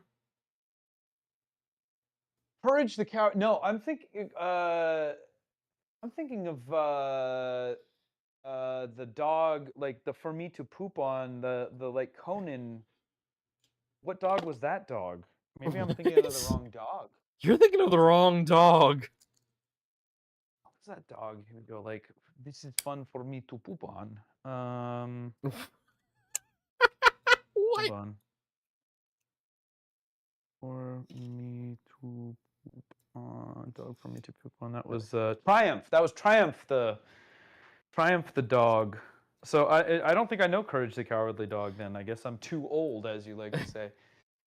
Courage the Cowardly Dog was a Cartoon Network cartoon that was all about like not necessarily horror minisodes, but like unnerving and like it's like what we see as creepypasta nowadays. Okay. And it was amazing. One episode they used a CGI mummy, and mind you, this was like early days of CGI. To see a 3D, like fully rendered 3D character in a 2D show, it was bone chilling as a kid. Okay. Okay. No, yeah. I'll have to look that up. I'm not familiar. And then you'll have to look up Triumph the Comedy Dog, which is a totally different dog. I will have to look that up. I absolutely will. You have a lot of homework. I do. My friend, you have to go watch Sneakers, which I promise you will enjoy. And then you have to look up on YouTube, just search Triumph the Comedy Dog, because that's some good, wholesome comedy fun. Oh, I need ladies and gentlemen, I got great news. We have a new upgrade for the 3.2 batch 2 kits that I did not notice until now. So if you got yourself a batch 1... this is already outdated. No, this is minor. This is a material update. So this is the coupler that came with batch 1 kits. It's all plastic. And it does the job. We've had a lot of people say that this works. The new one is CNC. It's metal. Wait, mine's metal. It says it's a Bode coupler. BOWDE coupler. Bode? That's a Bode. Mine's also Bodie. Bodie. Bodie. Bodie. Bruh. Oh, Bodie, you're cold. There's a typo. Typo there. Yeah, are you at the part M where you're installing this coupler? 2.5 times. No, I'm at the part where I'm trying to find the M2.5 by 25 to install the Geidler still, and I'm struggling with finding that so particular I had. screw. Oh, I feel I have dumb. M3 by 25. I feel dumb. I literally just stole the screw from a different bin I had, and then I just looked down and I saw the bag of the exact size I needed. I mean, it's possible. It's still. I've Hey, got more Kilo, welcome. fasteners in here. I'm gonna have to tell There Jeremy are about so many sneakers. fasteners. He loves movie hackers, right? Oh, Jeremy probably knows the movie Sneakers then, right? Oh, look, and Probably. there's soldering tips in here too. Geez, I wish I'd known that. Okay. I am sure there are 2.5. So The I've 2.5 got by 18s are 2.5 by absolutely in there. You just it's in your bag. not 18 by 25 by Oh, by the 25. Yeah, it's in there. Oh wait, M3 by 25. Not I was looking Yes. for a 2.5 by 25. I did see an M3. Okay. It's all right. Our M3 dyslexia by is just 25 I have converging. here. Still don't think you need this many screws, man. There's got to be some screw optimization that can happen down the road. So we are that's for so another here's time. actually something that we have discussed for revision B. This is not something that we're going to do right away, and this would be a major hardware revision, but this wouldn't necessarily mean the printer performs any better or worse. We are looking to replace all of the M2 screws with M3s. Yeah, I mean, there's valid. It's in the interest of humanity to make the build simpler, so you get more people. Yep. Excited to do it, and those are all good. I think things. the build and it makes is the fairly thing cheaper simple. and accessible. I think not that it's complicated. Yeah. But I think that it can be appealing to more people if it feels less intimidating, and so it's like a quality of life kind of upgrade thing, right? It makes the kit cheaper. It makes it faster to put together. I'm in full agreement. So these are all honorable things to do. But I completely understand. In terms of prioritization, we don't always. Okay, so now this is just it's just tapping into the other side because it doesn't have to. Okay. All right, that's nice. And my little Geidler is installed. Okay, I'm fine now. I'm moving on. So I will say at this stage, once you get those two screwed in, you have like one of the best fidget toys that you could probably assemble. It's pretty great. I do like it, and it gives some good tactile feedback because I see. Seriously have had somebody purchase an extruder kit just so they could assemble it to this point and use it as a fidget. That's funny. I like it. And then I'm using the M2.5 by 18 to be the tensioner adjustment on the guide there. No, is that right? That is going to be a thumb screw. Well, that's a thumb screw. Okay, so then what it says I need an M2.5 by 18 as well. So if you look at my screen here, you got the M3 by 25, or M3 by 25 here. Yeah. That is your hinge for the Geidler. Right, I got the Geidler hinge. The M2.5 goes in this little hole that's right here to the upper left of that, and that holds these two pieces together. Oh, I got you. Yeah. Makes sense. Remember, ladies and gentlemen, go to KB3D. They just got some more Positrons, I think, and you can get a Positron for $50 off using code NOMAD50. Thank you to KB3D for giving us that wonderful discount. What is the current going price for a Positron kit? A current going price is about 700 on KB3D. It's about 700 USD. But you can save $50, I'm told, if you go to KB3D and use, which is a great deal. $650. So yeah, deal. $650. So for context, if you want to self-source a Positron, you're going to be spending $600. And you're going to go crazy because it takes forever to self-source all this stuff. And then you're not going to have not worth it. You're not going to have warranty support. You're not going to have warranty support. your significant other will probably leave you because you're going to be paying attention to sourcing instead of them. I mean, it's just the wrong choice on all fronts. Yeah, guys. not to Just mention the shipping take of all the advantage separate of the parts. coupon. Shipping of the separate parts. You've got customs maybe to deal with. Who knows? Yeah, Who knows? it's wild. Yeah. We were actually That's very a nice happy. looking. I mean, I feel like I should just stop here and have Joe come do the rest. What do you think? No, let's keep going. Okay. You got this. Oh, fine. All right. All right. So for I'm this gonna put piece, I'm gonna put the Bodhi coupler in now. Remove the little rubber stopper from the back.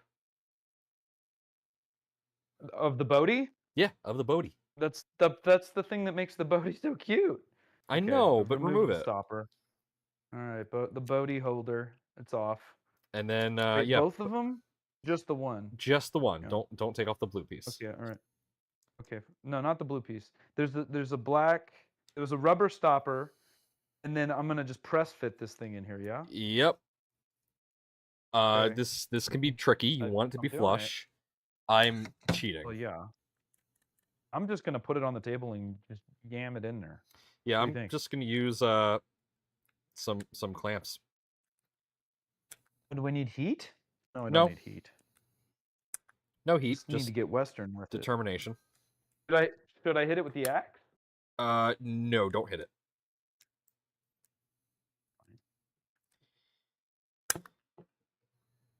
A clamp's not a bad idea. I could get a clamp. Yeah, a clamp will get you there. I mean, a lot of things will get you there. It's just a question of what kind of finesse we want to use along the way. Right. I'm pretty happy with that. Pretty flush. Pretty good. It's not perfectly flush, but it'll work. I'm going to use this Irwin Quick Grip. There you go. Add some compression. Just the right amount of compression. Give it the clamps. This printer would be a tough source. I am surprised it could be done for 600. Yeah, it... so the LT... Okay, the 3.2 cannot be done for 600. But the LT, which was a self-source, like, geared design of the original V3, went for about 600. The other forks that are currently available also similarly go for 600 in all total. Yeah, but the 3.2 is definitely going to be a lot more expensive because we use much higher quality parts. But hey, guess who helps if you really do want to self-source a Positron? Guess who will help you do that? KB3D. Because KB3D has all the spare parts you need for a Positron. Audio has an option. Not really. Well, I guess it is. I guess it's self-sourcing. I don't know. Yeah. You're just using the one source. That's the sign. Yeah, no, I've done it now. I've gone and done it.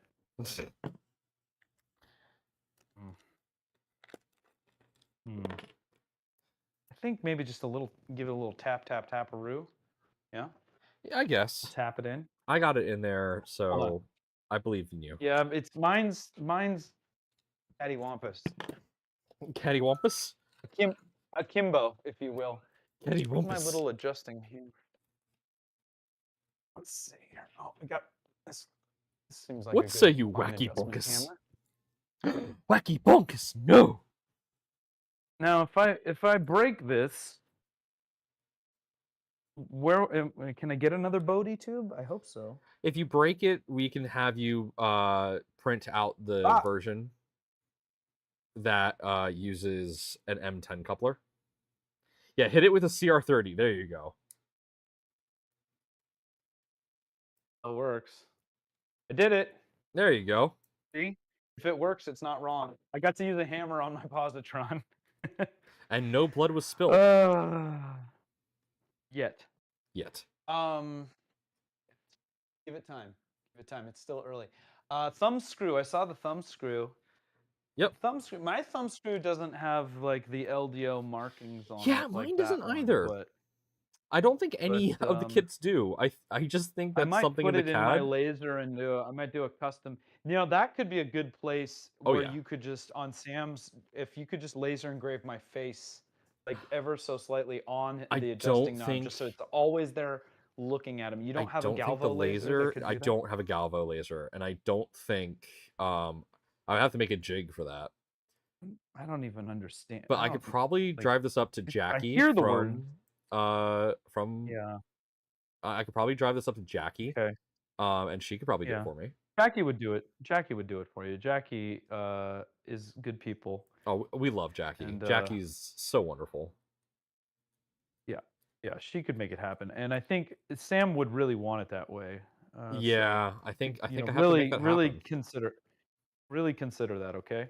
I will. All right. I got my thumb screw in there. I think. I don't know. It's maybe. Let's just. Yeah, so the thumb screw, you actually want it to be fairly tight, a lot tighter than you think Yeah, I you want would. to engage. Yeah, yeah, because it's got to do that whole thing where it bends the filament, Yep. right? Well, and I can. Okay, now it only looks like it's just starting to engage that that heat set now. Oh, that doesn't give you a lot of room to grab the knurling to adjust. I feel like this could Yeah. be a touch longer. So one mod that we're working on is to put the screw on the other side, and if we do that, you have a lot more room to grab it. The only problem is right now Yeah. with that mod, Well, it also removes the ability for you to push in the spring to, manually push and pull filament through. okay. Well, I got this is in here, and I see what's happening. So we're gonna build the orbital planetary gear set. Yep. Intergalactic planetary gear set. Now, Okay. We're set, man. See, look, Okay. you get Beastie Boy references, so you're not that young. Like we're Look, in the right I zone. grew Okay, up in we the need the end 90s. stop. I know what's up. Yeah. I know what's up. Yeah, but you never saw sneakers, so you kind of know what's up. I Okay, I'm kind gonna of know get what's the up. end stop. Yes, I need the to end find the stop's gonna end be in stop. your Is that in my Z drive kit? electronics. No, It's gonna be in your electronics electronics. That makes box. sense. Let's see, motion done. Electronics. Yes, this don't. So Probably don't throw that. That says, oh, it's just the power cords. That's I got tons of those. there we go. The end stop. This is. Here we go. All right. Look at all these electronics in here, man. Yeah, all On the custom by world's LDO. Yeah, and it includes actually a very nice 32 gig micro SD. Oh yeah, and it's by like SanDisk and Ultra, and it's a Yeah. high speed. An A1. Wow. LDO did That's not. a nice. Yeah, They did not skimp on that. No. The most expensive part of the see. kit right now is actually the glass bed. I would have to imagine it's the glass bed by far. But you want to know why it's the glass bed? Because LDO keeps throwing out glass beds that don't fit their tolerances.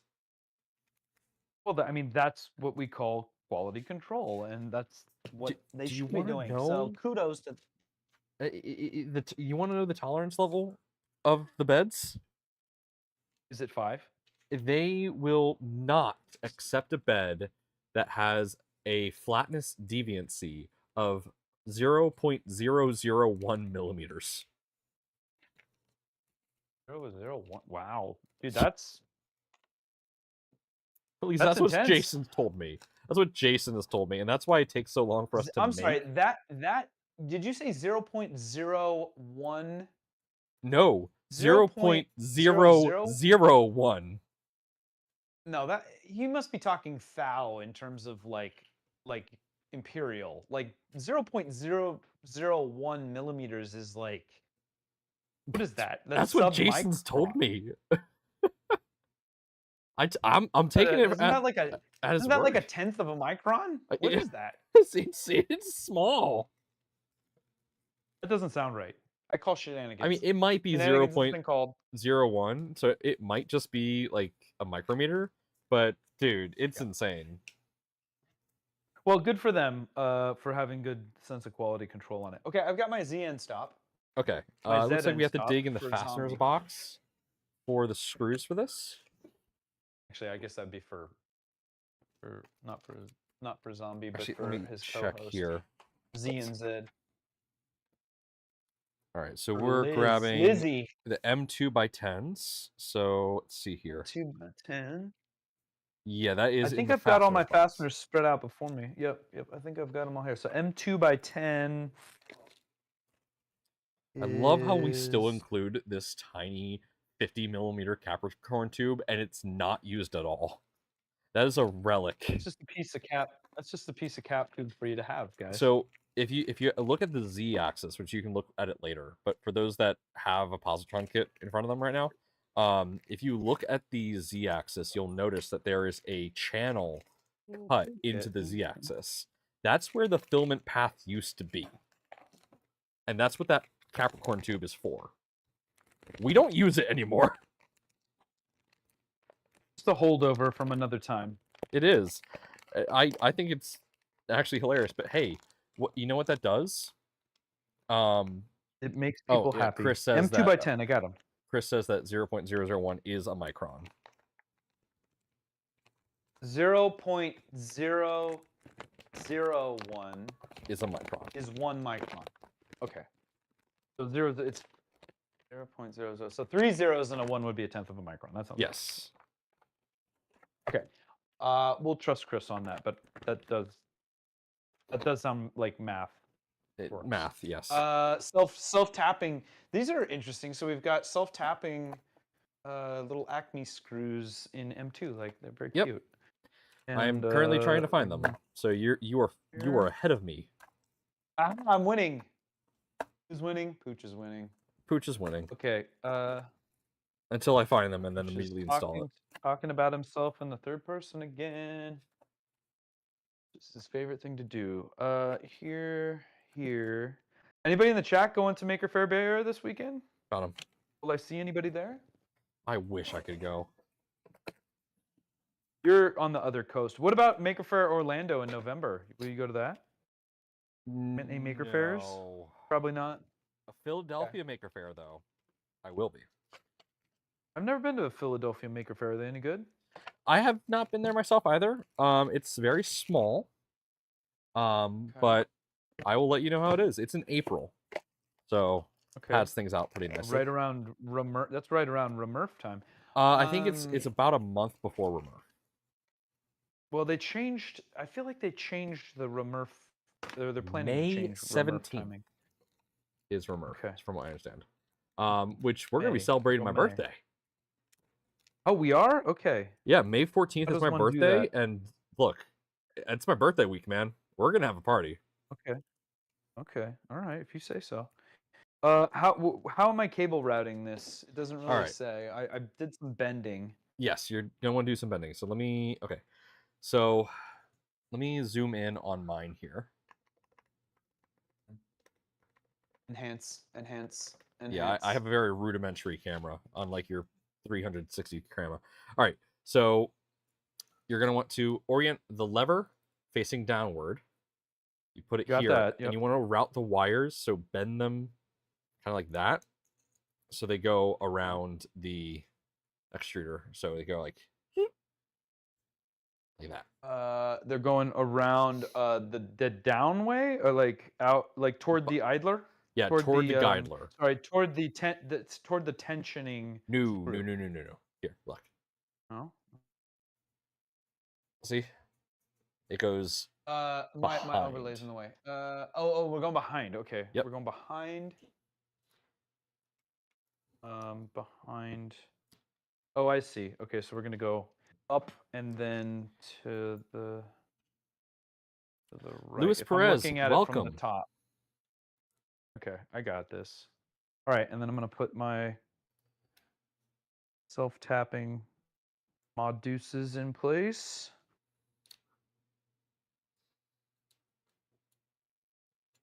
It's too big. Yeah, that teal does look good with that purple when it's not having turned white from me working on this so much. That looks good. I think Sam's gonna like this because every time he uses the positron, it's just gonna turn white. All right, it's called the Wankopotamus Rex. You're gonna have to get that on there. Wankopotamus Rex. I'll tell you what, Clayton is not gonna like this at all. He he's got his kit, and I'm just worried his fingers are just too fat. I for keep this telling work. him He to might just have let to. us know when he needs assistance. Has he actually built it yet? Yeah. No. It's gonna sit probably for at least a year to 2. Oh Like boy. you'll have 3 to 4 new revisions out by the time he does anything with it.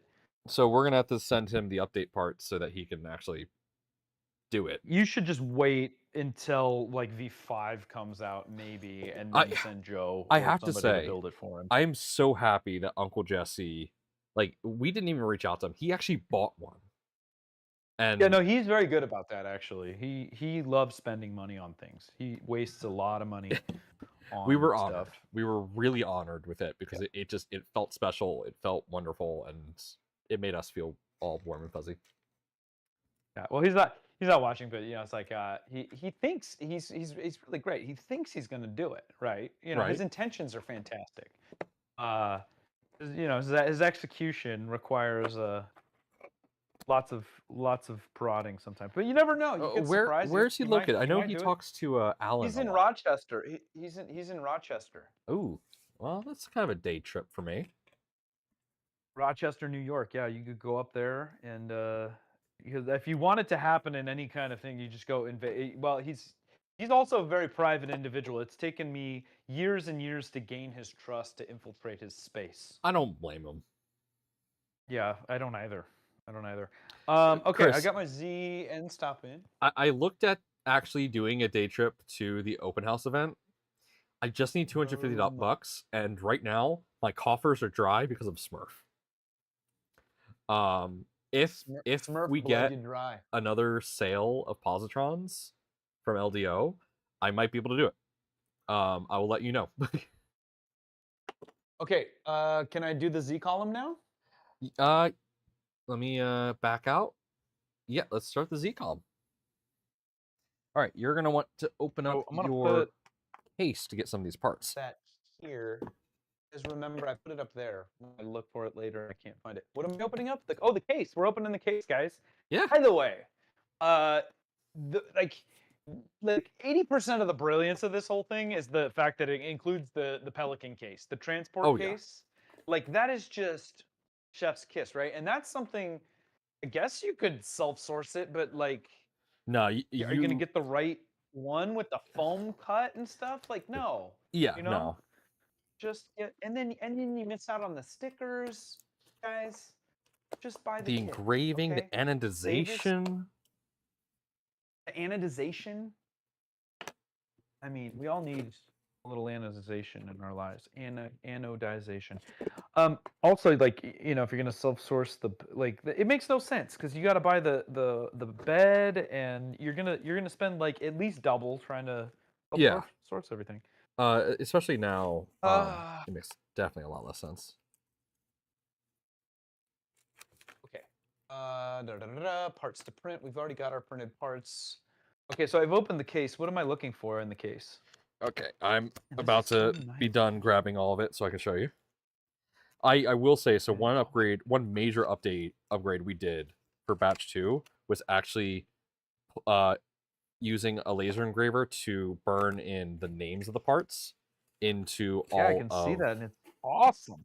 Yeah, and additionally, we added little finger holes so that you can actually pull the parts out a lot easier than before. Yeah, that's really... I mean, this is really pro. I'm loving this packaging. Thank you. I'm really loving this packaging. The engraved settings probably need a little work on the laser, but I think that could be because of like the nature of this cardboard they're using and how it bows. Like it's going to be really hard to get a good focus on if they're using what I think they're using for this, which is probably a CO2. Like if they were using a Galvo, it might be a little more forgiving. I don't know, but it's still really impressive. I love this. Okay, so I've got all my these are the 5 parts you need. Okay, you've pulled out 5 parts. So I definitely don't need you need your Z-axis itself. You need the Is there any of it in the little bag at the Is any of it in the bag at the bottom? So the bag at the bottom has got the frame, I think. So that's just the base. Clear. Sorry, there's actually 6 items because you're gonna need idlers. See, I've got an AB motor. Okay, I've got an extrusion in aluminum. I've got a bed V holder. Yeah, I'm no, looking Chris, at you're your right. screen. As Chris said, I've been telling people a lot lately. If LDO isn't afraid to take on Positron, they'll take on anything. A good bit of this BOM They is really outside will. of their typical kit, and yeah, so this I was not told not to say this. Um, this That's a the good double negative. Positron is LDO's attempt at like doing their own printer. They did a lot of heavy lifting on the Positron. Oof. And they wanted to see what it would be like to do most of it. So that's what they did.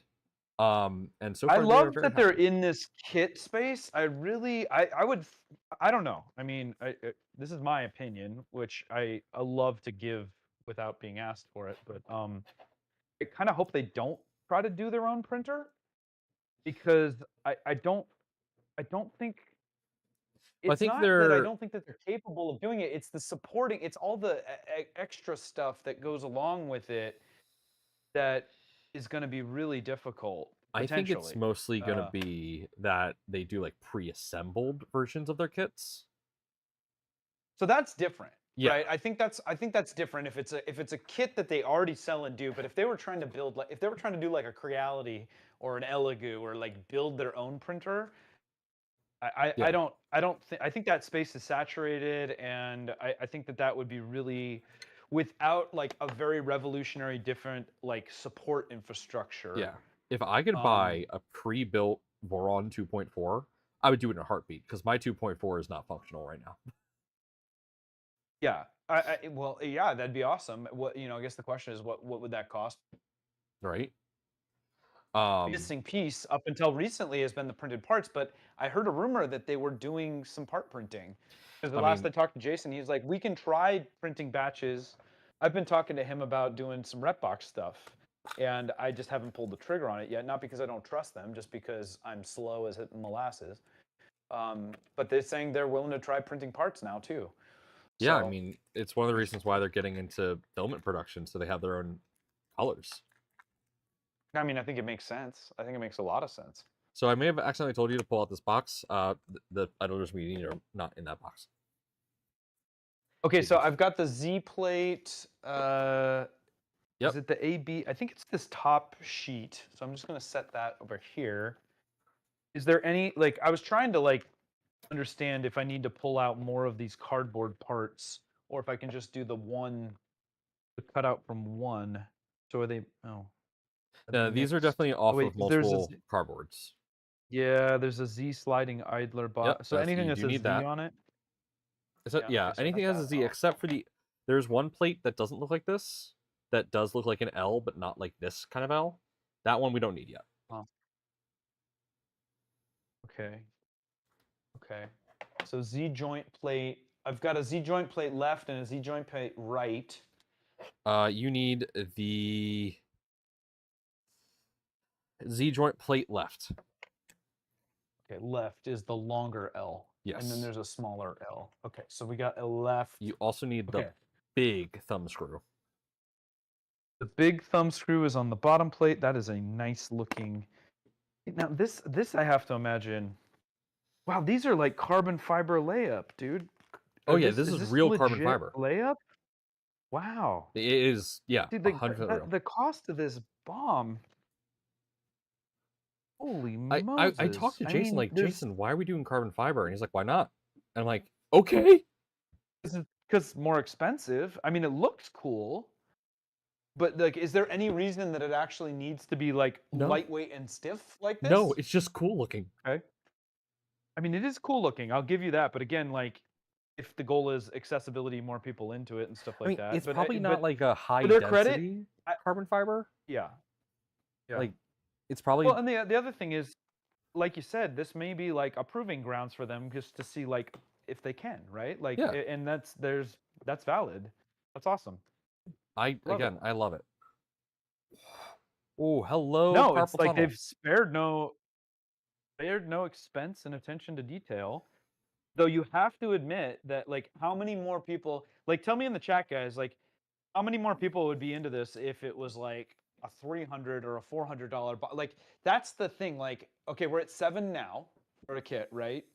Like how many more would do it at 500 or 300, right? And so like is there that much to be saved in the bomb So where it can actually come down into that range? the I don't 700 probably not price. half.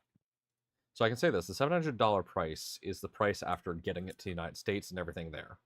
That's retail. I Yes. understand. I know So that's retail. the actual BOM right now, I'm not going to say the exact number, but it is under 600. It's got to be far under that. Like because right. there's got to be margin for there's got to be Yeah. margin for the reseller. There's got to be margin for LDO. Yeah. So I can say right now that it definitely costs significantly less for LDO to make these than it would be for somebody to self-source this. That I don't know if I can I'm at liberty to say the exact numbers. But yeah, because they have the economies of scale. Because of the economies of scale, they're able to do this for way cheaper than what any individual person could do. My point is though, obviously, if the cost of the bomb goes down, the cost of the retail goes down, the more people you have adoption and stuff like that. So it's neat and nice. So as an open source project, if you're trying to get more people to adopt it, you're going to have price sensitivity at each of those tiers, whatever they might be. Yeah. So the one problem that we have is that so many people are used to the bamboos and the now nicer Creality printers. So we're not here to compete. We built a printer specifically for our use case, and people who want that similar use case found our printer, and we are extremely happy with that group. We're not aiming to compete with anyone specifically. Like, we're not trying to compete with the Prusa the Prusa Mini. We made something that we enjoy, and we really hope other people enjoy it as well. That's how we see it. And that is totally valid. I like that mentality, and in some ways it's better for you guys to not try to compete with that riffraff, because the expectations that people have at that cheaper price point are they get less and less reasonable the cheaper you get. Obviously. I think it's a diplomatic way to put it. No, you're very true. But like when people post videos about the Positron, we see those people so much. They're like, "Oh my god, why is it this much? This, that." And it's like, okay, this is clearly not for you. But it showed up in my feed, so it must be for me. Yeah, right. And it's like, I think it's more of an education thing. It's like, people are starting to expect printers to be only so much, and it's like, well, it can't be only so much. It's gonna be more. Yeah. Well, and people that are complaining about price. I mean, this is like one of the number one things I talk about on my podcast, where when you're first getting started, you're getting peppered left and right, and you want to try to take as many. And you guys are in a different boat, right? Because it's like you're really not trying to sell these things. Like, you get to focus on the engineering and the fun of the project, and it's not a like this is not your day job, right? I wish it was, but so it's like not. that allows you to, yeah. But it changes the category of things of like what's important. I guess my point is, though, pricing is always such a stressful thing for a business owner. Because when you're first getting started, you feel like you need to get as many customers as you possibly can, and it takes some time to learn the lesson that, like, you don't want the customers that are bitching about price. You really, really don't. And you shouldn't have to justify, like, there is some thing where it's like, but I would say most people that are pricing stuff, like, if you have a compelling thing that you're trying to sell, the price should be the price, and you shouldn't waste your time stressing on that. You should focus on talking about the benefits and getting out there, and not devoting energy to the crowd that is never going to be buying your stuff anyway, right? But that's a hard thing to learn, and it weighs heavy on us as business owners, where it's like you know you feel like you're doing the best you can to keep the price down to make it as accessible as possible, because we love the maker, you know, people. But let's be honest, like a lot of makers are incredibly cheap people, and they have more Yeah. time than they do money oftentimes, and so there is a very broad swath out there that it's not for them, and nobody likes being told, you know, hey, this isn't probably for you, right? Yeah. They're just like, no, I want it as cheap as possible. Anyway, rant over. I'm No, gonna set this heat set. I'm in full agreement I'm just gonna. because I strongly believe that one of the problems that we face is more of an educational problem. And what I mean by that is that we have a lot of people entering the market with bamboo printers being the new norm. And up until Yes. 2 years ago, that was not the norm. Actually, it's more up until a year ago, that was not the norm. Yeah. The Yeah. A1 is such a bizarre machine in terms of one, its capabilities and its price point. Yeah. Like I think we can all agree, bamboo's not making money on the printer at all. No, and I mean that's a strategy, right? Like that's the loss leader strategy is a legitimate strategy. Yeah. They're I doubt they're losing money on it, but that is not a you know profit machine. That is a branding. Like they are very much trying to enter the market aggressively and get the name and the reputation out there. And I think they've uh, succeeded in that regard to some extent. Oh yeah, Is certainly. it sustainable? No, but hopefully they're, you know, getting people to upgrade to the bigger machines where they can have a little bit more margin on stuff, or, you know, make up for it in selling material and, you know, all the things that we. I mean, it's so funny because this model has been done to death. Yeah. If you pay attention, like in the 2D printing world, right? It's like I think a lot of them take the approach that the money is in the consumable, right? And so like we'll give the printers away if we can get people locked into our ecosystem. And you know, people have tried to do that. Just because you buy bamboo printers doesn't mean that you're going to buy bamboo filament. In fact, the community rages against like companies that have tried to lock down, oh, you can only use our stuff. Yeah. But it's definitely a lot easier once you've already got them in there and you're like, oh, it works really well with our AMS system and all this other stuff. If they make it low friction enough, they have the influence and the like, hey, we're already right in front of you, you know? Oh yeah, certainly. And that's where things get interesting. I yeah, my approach is I like to educate people on like, okay, like yeah, we know that this is not a cheap kit, but like at the same time, for this size printer and for this level of performance, this was considered cheap a year ago. Because we're Yeah. targeting we're not targeting anything, let me be clear.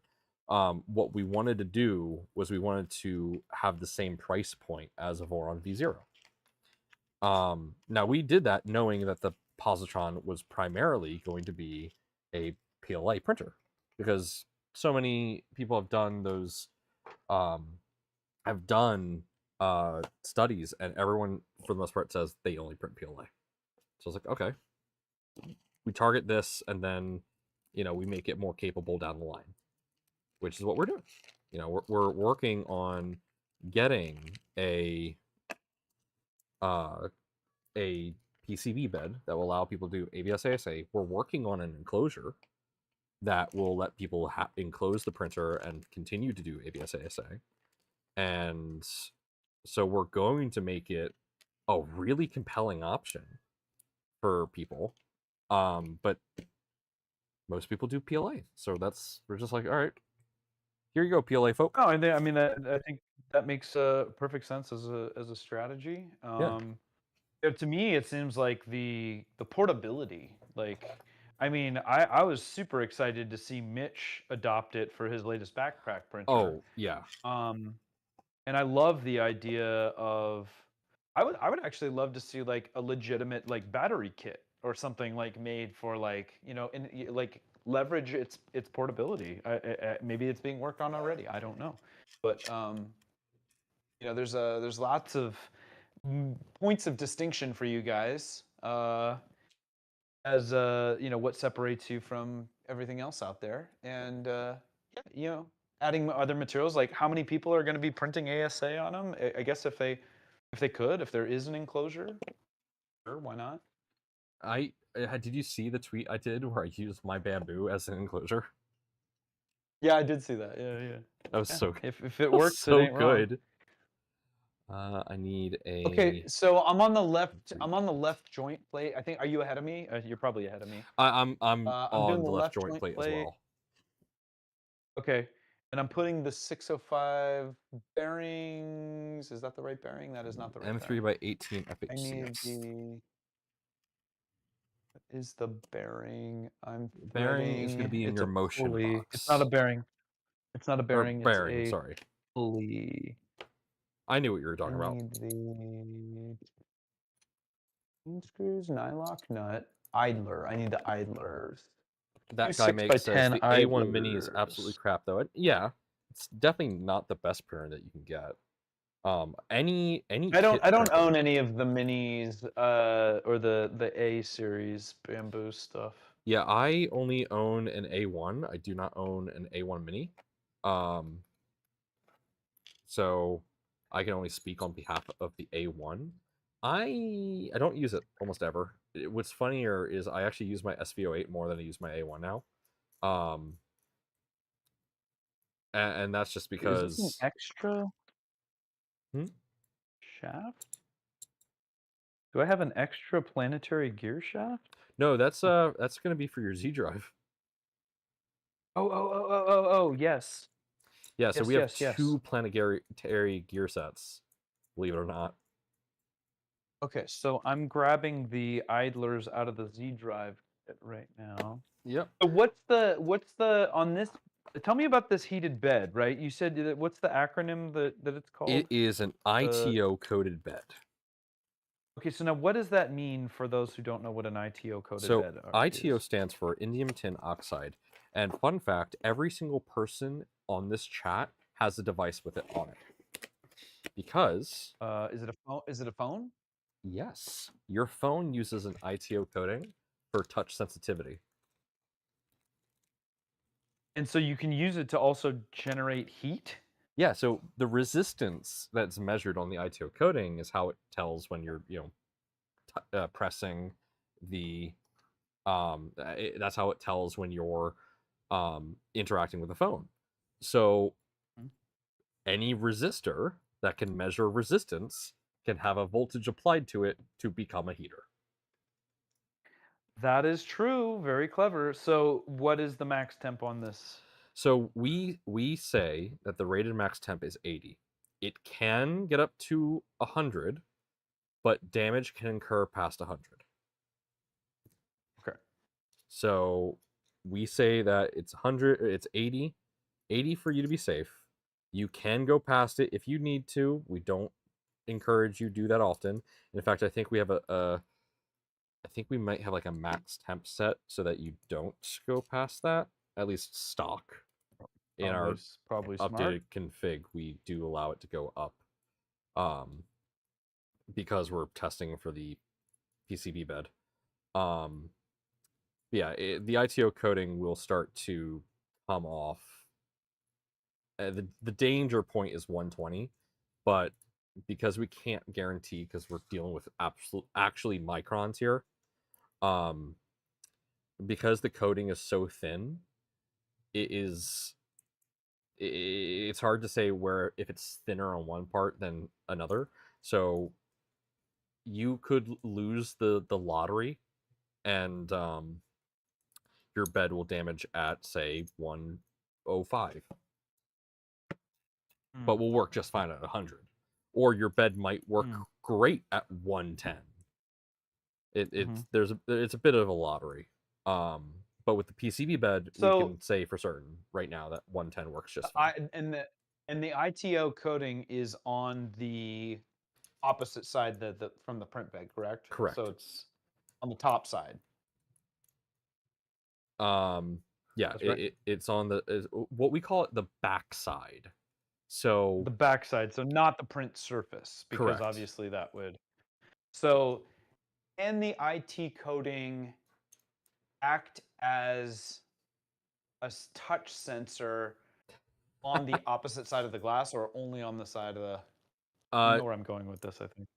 So no, it can't, only because of the circuitry that we're using. If you used a different circuitry, but then you would lose the ability to heat, I imagine. You can't do both. Can't do both. Because how rad would it be, obviously, if it could detect the surface where the print was actually touching, and if you started to get lift to actually warn you, hey, you're not attached where you should be. Yeah, that would be really cool. Holy Grail stuff, right? Like, I mean, that would be probably far wild. better than any like LiDAR scan or anything like that. Like, would that happen? Would there be multiple layers or something where you could actually use both heat and? We have some pretty crazy ideas that we're brewing up for like the future. I'm not gonna say explicitly what, but we have some pretty crazy ideas that we're thinking of. I'm sure you do. I mean, like just recently, for example, and I mean this is something I think most people are trying. The piezo was just kind of incorporated into Clipper. So I think E3D is working on getting that fully incorporated so that it can like actually use it for calibration of filament. So we can essentially get bamboo performance out of a Clipper printer. Or not necessarily bamboo performance, but like self-calibration performance. There's some extra parts you're going to want to pull out that list did not have for the mods that we have. Okay. When you get to that step, I will show you. Also, your camera is on the front of your desk. Yeah, sorry, that's not a good. I can just let me reconfigure that. Reconfigure gimbal here. Oh wait. Enhance. And let's go to the right. And then while he's repositioning, chat, have you seen the epilogue of Llamas with Hats? They just released it. Hats. It's over. It's over, chat. It's finally over. Again. So the idlers are sitting right on these hex bolts, huh? There's no washer between them? Nope. Okay. It just works. No criticism, just asking. And then we're threading just like being, I just wanted to tighten that. I like pulling out a Todd Howard and just saying it just works. Just works. It just works. It just works. Here's what I think I need to do. I wanted to tighten. I don't want this to spin. I don't want the shaft to spin. So I'm tightening. There's a tool. Hex nut. Did I lose it? There is a tool for it? Oh my god. Yes. So is there a hex wrench? Because I looked for it and I didn't see one. In your fasteners box, there's a tool for this. Okay. It's not in. Is it in the little tool baggie with these other ones? No, it is in its own little baggie. Imagine it's a stamped like spanner of some kind. But I'm just gonna I'm gonna cheat and just use. Yeah, that's exactly what I would want if I saw it.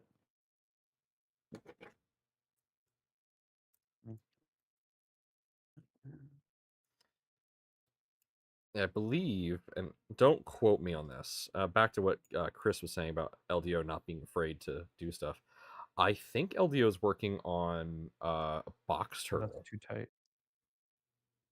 Ooh. Box turtle. And I think they're also working on a tool changer. Cool. Working on all things. Okay, I've got that done. So the Z joint plate is done. Donezo. Okay, yeah. The next one I'm gonna have to walk you through a little bit here. Okay, so I'm on the Z idler latch. Is that the right one? Yes. Is that what I should be on? Okay. Z idler latch. Okay. So I Okay. need is that a printed part? No, that's Yeah, no, machined part. it's printed. Oh, it's printed. Okay. Okay, so you Okay, have latch. 1, 2, 3 pre-accent and 3 accent and 1 primary. There's 3 accent and 1 primary. So my primary looks like it's like a little bit fatter at the top. Maybe. Let's see. So I need to push mine apart so I can show you. Okay, so the first piece that you're gonna find is this. That's the primary. I've got that. Yeah. Okay. The next piece, and this is tiny, is this. Okay. It's the smallest printed part that you have in accent color. It is a tiny little square. I found it. All right, the next one. It's a square. It's like, not a it looks square. like One side's a square, the rest is a half cylinder. Yeah. Okay, I got that. Yeah. Then you're gonna want this piece, which has the whole cylinder on one side and then like a rail slot on the other, or a T-nut kind of thing. Okay, I got that. I think. All right, and then Let's the last wait, one. Hold on. Hold that last one up again really quick. Sure thing. Right. Rotate it. Ah, I see. Yeah. Okay, I got that. Yep. All right. And the last piece is this kind of semicircle. Yeah, that guy. Semicircle with. Oh wait. kind of rails in the I think back. I didn't pull. Yeah, but I didn't pull the support off of that. Let's see. No, that's not the right one. Nope, not supported. This is just printed as is. That's not it. That's not it. That's it. Okay, I got it. Right. I got him. So, find your ball bearings in your motion box.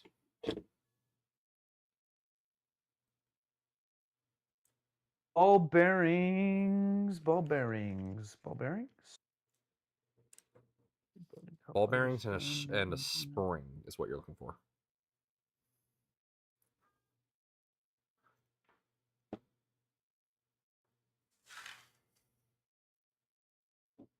And let's see, my motion box was empty, so let's see if it.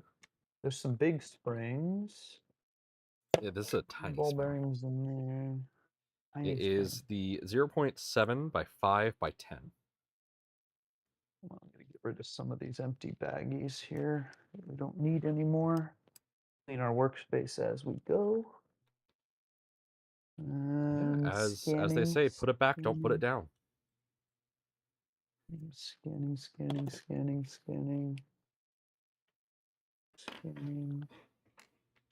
Okay. Inserts. Don't need that. Okay, not finding ball bearings, so maybe they're not out of a box yet. Yeah, it's a 6mm ball bearing. Spring. Okay. I need to pull a GitHub on my tablet here.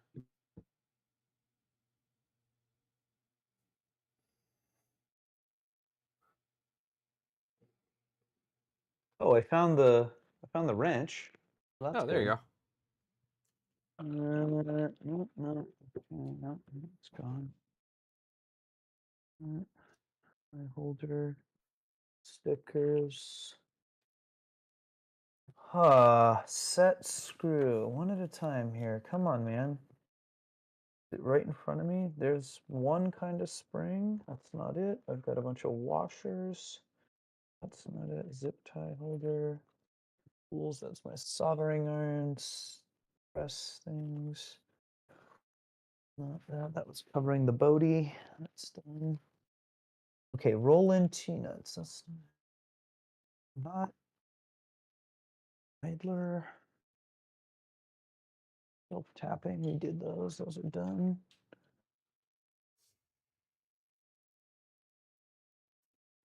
Here.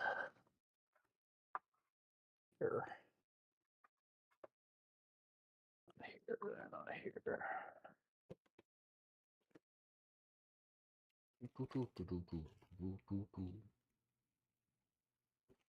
They're going to be with this kit? I don't see. Yeah, I would have a ball bearing. Like, this isn't new with this. No, you would Hold have on. it. Is it gonna be in my Z? Is it gonna be in my Z drive kit? Okay, Oh yeah. Look, yeah, I think it's in sorry, the Z drive bag. my bad. I forgot that was in Yep. its own bag. Okay. I removed it from its Okay. bag so quickly I forgot. That's okay. Okay. So I got the okay. I got the 6 mil ball bearings and And there should be a spring in and there. spring's probably gonna be in its own. No, it's in the Oh, wait, Z I drive should just box. all this. It's in the Z drive as well. Yep. No, I mean it's in its own bag. Oh yeah. X not machines. There it is. I found it. It's a long one. It's a long spring. No, it's No? gonna be a short one, only like 10 mil long. Belt. Ah, here it is. 0.7 by 5 by 10 mil, one piece. Yep. Okay. Taking spring out and losing it immediately. There we go. All right, let me dismantle mine real quick and It's show not, you it's the. not tiny. It's average. Sure it is, buddy. Sure it Sparks. is. All right, and then you're just gonna in that hole right there, drop in that ball bearing, and then push that to the front, and then drop the spring in right behind it. Okay. In the hole. In the Okay. hole. Is this is the spring she told you not to worry about? Yes. First ball bearing go down the hole. Go back. Yeah. Is it supposed to be? Is it a tight? Is it supposed to be a tight fit? A little bit. Snug. It's snug. It's definitely snug. Okay, but it's gonna ride on this spring. Yep. And then I'm gonna press the spring in now, there. What so you're now gonna I've got a yeah. So once you get the spring and the ball bearing in there, go to the other side. There's a little cutout for you to be able to put a tiny tool. So like the screwdriver that comes with the kit is perfect for this. Just goes in there. Okay. And you use that to compress the spring towards the ball bearing. Okay, I got it. And then I'm gonna put this little blocker thing in there, aren't Yep. I? With the that little lip facing the ball bearing. Yep. There you go. Dunzo. Hey, that's fun. Yeah. Now. So that happened.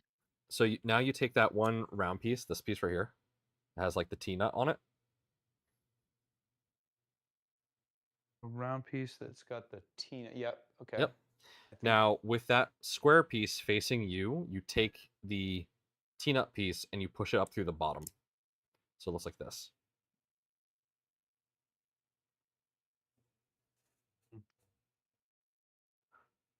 Wait a minute. Maybe this isn't the right part. You called it a T-nut part, but like this is. Can you take that part out again and let me see it?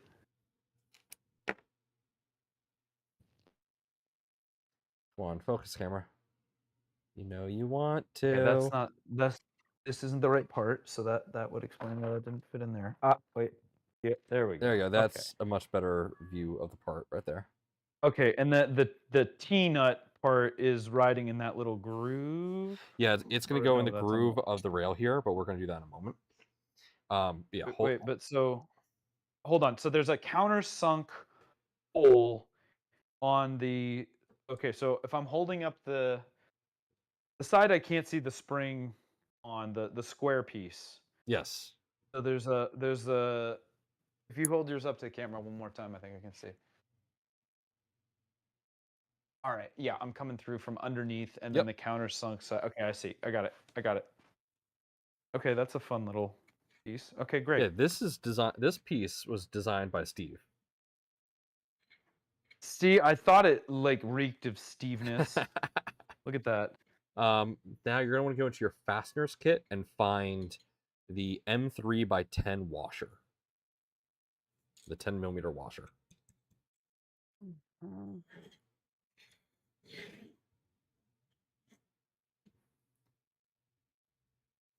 Just saw the big old bag of washers. Where did I put it?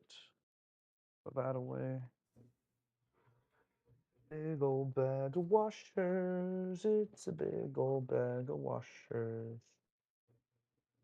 Here we go. M3. Okay, so we got an M4. And we've got rubber feet. That's not it. These are M4 by 05. You said you wanted M3. All my washers over here. Bearings. Yep, it's a bag that only has 2 of them.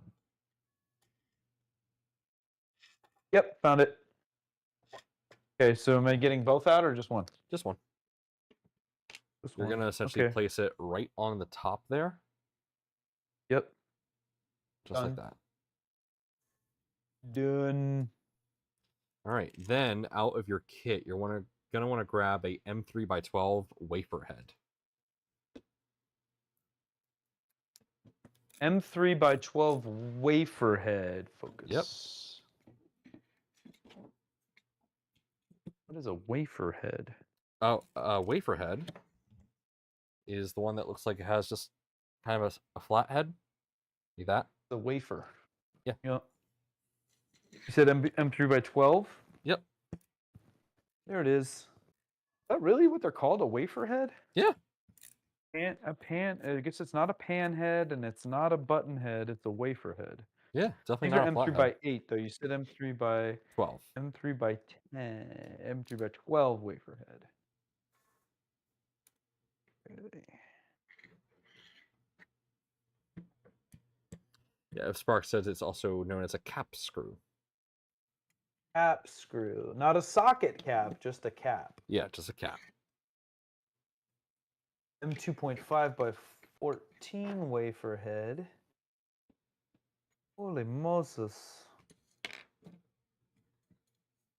It's not a flat head, it is a wafer head.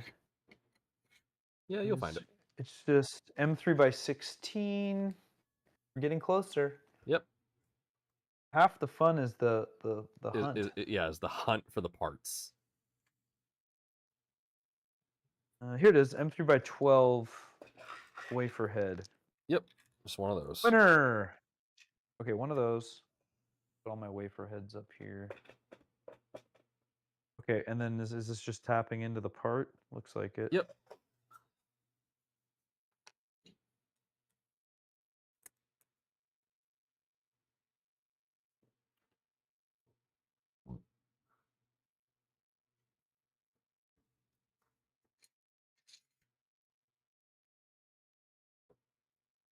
All right. That guy makes wants to know how did you do that photo? How did I do which photo? The one for the for the thumbnail. I told you it was a well-timed backflip. There you go, guys. Well-timed backflip. Now I have a pull-up bar that is in my hallway there. That's what we thought. I hung upside down from it and took a picture. Your feet are that strong? Yes, my feet are that strong. I mean, they bent at the knees, you know, like so. Like my knees were up around the back of my knees were up around the. Oh, okay. I mean, that's still pretty. But I strong. will say it's not super comfortable. Yeah, it's. I wouldn't want to hang there for a long time. Getting up there is not trivial. Yeah, well, I mean, I put it there so every time I walk through the hall, I do my pull-ups, you know. So it's. That is a good one. I cannot do a pull-up. I should start. I wanted to put a little like laser eye so that it would like go ding dong every time I walk past, just to remind me so I don't cheat and walk past it without doing my pull-ups, you know. Yeah, but then you're gonna cheat and walk past it when it ding dongs. And it would just go ding dong anyway. But yeah, at least maybe make it a more obnoxious like noise. I don't know. It's just standard Pavlovian response. Like a taser, actually arced. Yeah. Maybe put a little like a Tesla coil that zaps me. What you need to do is you need to put a Nerf gun at the door, and it's just it just says do a pull up or else. Oh, it engages me if I don't actuate. If I don't put weight on the pull up bar within a certain amount of time, it would just start like ripping darts at me. Yeah, that's a good idea. That or a water gun. Like I'm more of a carrot, not a stick kind of guy though. So maybe if it like fed me something, I don't know. I'm not very food motivated though. I'll have to think about that some more. Let's go back to this camera angle because I'm tired of that. Okay, so I think this thing is done. Yep. Right? Okay. So the next thing. The Z sliding idler block. Oh, not yet. There's one more part of this printed piece that we have to do. So you need to get an M4 by 10 and an M4 nut. M4 by 10. Okay, so none of this is on here. Okay, so an M4 by 10. We're gonna be updating the guide to use this soon, like within the next I've month. got the M4 by 10. Wait, it's not a button head though, right? A standard M4 by 10 socket head? Button head. Oh, button head. Okay. Yeah. M4. I got the M4 by 10, and what's the other thing I needed? And an M4 nut. M4 nut. Got it. Look at that. I found those right away. And Things the are assembly turning up, Pooch. is stupid simple. You just pop it through that hole and put the nut on the other side. What hole? Of that piece, there should be a hole. Oh, of that piece. Got it. Yeah. Okay. Yeah. Oh, there. Okay. And I can see this is gonna slide into some T slot. Yep. Exactly. That's gonna be the butt end that holds in that little latch you just made. You're a butt end. Okay. Oh, I do my best. Okay. Okay. And then, so wait. I never got that rail out that you're. Oh yeah, the Z rail. You're gonna need that very quickly. Kind of an important. Just thing. a little important. 1030 extrusion. Interesting choice. Yeah. It has been yoked. It works great. Yeah, networking guy, we are still live. Pooch, say hi to Still Nathan live? / physics. Hey, Nathan. Hey, no, Nathan. Hey, what's up, Nathan? What's crack-a-lackin'? Oh no, he's too drunk to be here. Yeah, he went to an Oktoberfest, and apparently nice. he was It is offered that German time of year. citizenship. I would say yes. Like immediate, just take it. Take the citizenship. I am actually a citizen of Italy. I hear it's quite easy to do. They've been really trying to encourage people to get citizenship. Well, I'm an Italian citizen by blood, so I'm actually second generation Italian immigrant. My grandfather, my nonno, my grandfathers, and my grandmothers, they came over from Italy, so I'm second generation immigrant. So did my nonna and my nonno as well. So wonderful. I am as well, but I don't have citizenship. So really? it has been suggested to me. Like I know that it's possible, and I don't know why the Italians are trying to encourage. Maybe it's just to try to encourage people to come back to Italy more. I don't know. A bit. But because like they did this whole thing where like you could buy property for $1, but like the properties were completely abandoned and destroyed, and then it was like, oh, then you build it up. Yeah. Okay, so I got my rail, and am I putting these doohickeys on there? Yep, just like that. Oh, on the side. Okay. Yeah, so if you look at it like this, where this slot is, you want to put it to the left. Okay, and then it's going. But yours is. How come yours is multiple colors there on the? Oh, because you got the stop first. Yep. Stop at the bottom. Here. Then the lever. And then. Come on. And then you're about to do this whole spring assembly. I kind of jumped ahead a little bit. You cheater. There we go. That, and I got that. Okay, so and then there was one more on the top. Yeah, it's just those two. Okay. We're about to get to that. Okay, I haven't got it. All right, I'm gonna put that down right there. Okay, so I need FHCS M3 by 18, and a good stopping point. M3 by 18. Yeah, just you can follow the guide from here on out. Okay. Actually, there's one part of the guide that you don't follow. It tells you to put a nut on this idler block. Only put the nylock nut. Don't put the other one. Okay, so I'm doing the bed carriage block. Is that what we're on? Nope. Z sliding idler block. You went one step a little too far. There Z sliding. Okay. Yeah. Okay, so I need that.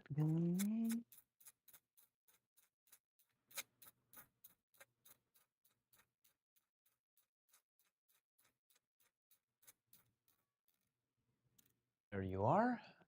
Wait, no. I mean, maybe. It's an accent piece, right? Or is it no, it is a metal piece. It actually comes. Oh, it's metal. It's metal. I think this is in the cardboard. Looking. I'm pretty sure it's in the cardboard. Could be wrong. I feel like I took it out. I think you did. Yeah, it's the Z sliding idler block. I did take it out and I put it down so I wouldn't lose it right And then here. you lost it. Okay. And then I lost it. Okay, I got that. And we're doing a M3 by 18 flathead. Holy. See, maybe there is space for a hex nut. Great. Oogly moogly.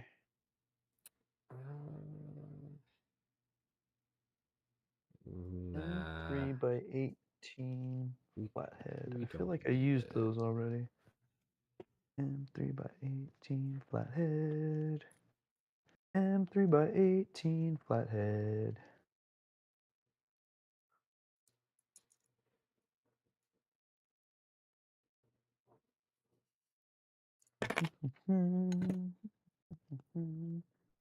Aha. And then we need an M3 nylock. No, we need a nut and an idler and then a nylock. And you were saying something about skip the nut. the nylock? Just use the nylock. Oh, skip the nut. Okay. Yep. Yeah, because it looks like on the machine part they left a little bit of a flange there. Yeah, that is new for batch 2. Originally it was just a flat piece. So now if you try and do disassembly with that hex nut, the screw does not come out far enough to actually engage with the nylon in the nylock. Gotcha. But that looks nice. Okay. Yeah, it's almost like you'd need a stack of washers, but you don't need it at all. It's fine the way it's okay. Good. That's that. I'm gonna tighten you and hold you in place while I can use my little wrench tool. I mean, I'd probably rather use my needle nose, but heck, we'll give it a go. These little stamped wrenchies are ass. Whatever LDO uses to make these, pretty good. Like, they're using straight up stainless steel for most of their parts. Oh, I'm sure it's fine. I'm just thinking I can do it faster with my needle nose. I'd love to have like a little baby crescent wrench, like just a little tiny just one. A tiny one. I think it'd be really cute. Started to cross thread it. No good.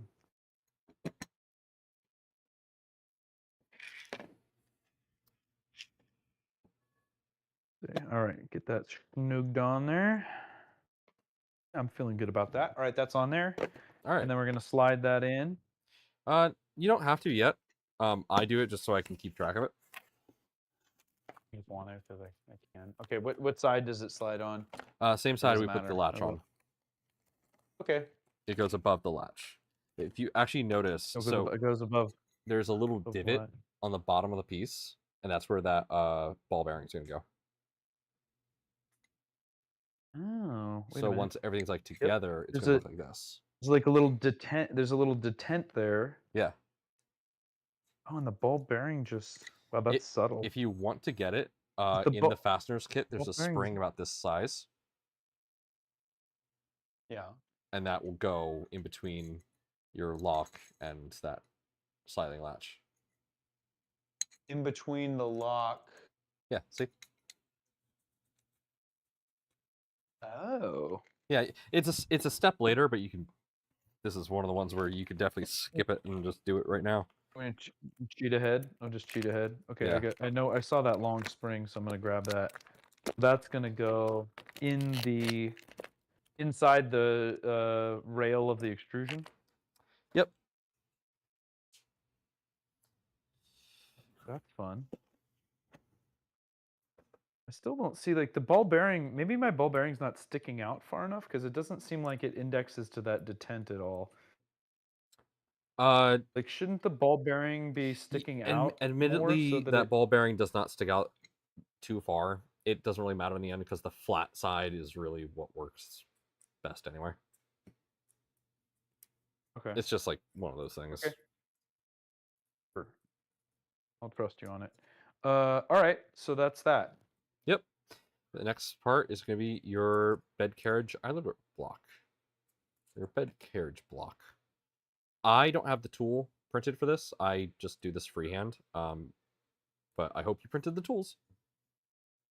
I did print the tools. They're on the printer still, actually. I should go get them.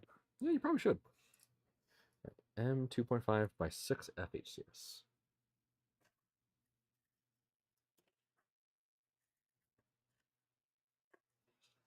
And I dropped a screw. Where did that go?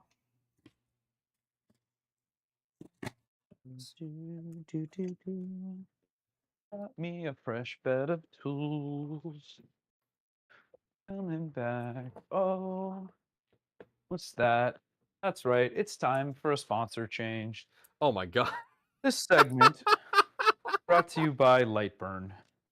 We love Good folks at Lightburn. So we did this at East Coast Rep Rap, and we might do it again at Rocky Mountain. It depends on if we can get approval. But at East Coast Rep Rap, you actually were able to bring your front bumper for the Positron to 3D Printopia and get that engraved custom. Because if you notice, you don't have to look at this right now, but the front bumper, if you flip it over, is blank on one side and it's still anodized. So you can actually laser it to be whatever you want. Nice. So you can fully customize it. That's really cool. I like that. Yeah. It's a nice little customization thing. There's a tool for preparing the front carriage block. I have the jig tool here. So breakout PCB edge connector. What am I getting here? The bed carriage bed breakout PCB into edge connector. Okay, so I'm going into the electronics box once more. Once more into the fray. And I am looking for the bed breakout PCB. There it is. Got that. And two M2 by 2.5 by 6 flathead screws to support to secure into the PCB on the bed carriage block. Okay, and the bed carriage block is a CNC'd piece. Yep. Which I do not have in front of me, so I need to find that as well. Bed carriage block. Bed carriage block. It's in the cardboard, right? Yes. There it is. There it is. Bed carriage block. Look at that. It's gonna be a piece with all the little teeth on it. Mm-hmm. It's got teeths. Yeah. So that was something that we added after the V3 Alpha. We had a little bit too much wobble on our beds, and so our solution was that. The jig? Yeah, the block. ridges. Yeah. I see. Okay. Yeah, the ridges that are on it, that was our solution to help reduce wiggle in the two parts. Like ruffles. Okay, all right. This is a de-wiggler. Oh, look at that. And then that goes on there. The de-wiggler. Anti-wiggle device. Okay, this isn't pushing in. I think I'm colliding with the jig. So the idea is we're trying to get it as squared up as possible. Yeah, we've heard some complaints like the jig doesn't perfectly fit. And if it doesn't, then you can ignore the jig. Should I just freehand it? I freehand it because it's not that sensitive to alignment issues. Get it out of the jig. Oh, wait, there. That's probably why I wasn't snapped in all the way. Let's try that again, shall we?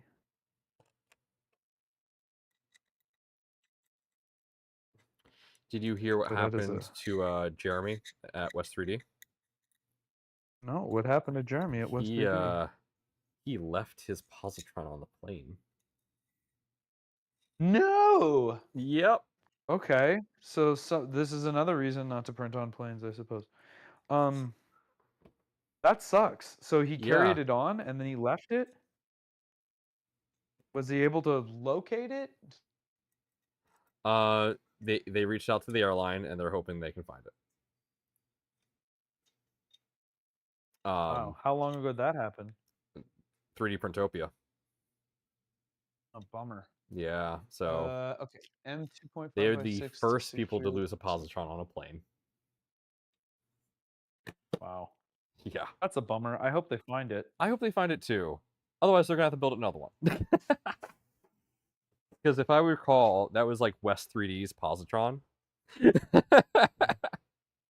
Oh man. Yeah.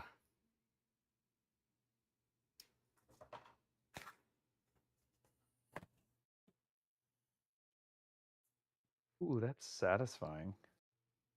These are obviously already tapped. Yep. We'll see satisfying. Okay, that's on there. And then we're gonna add the.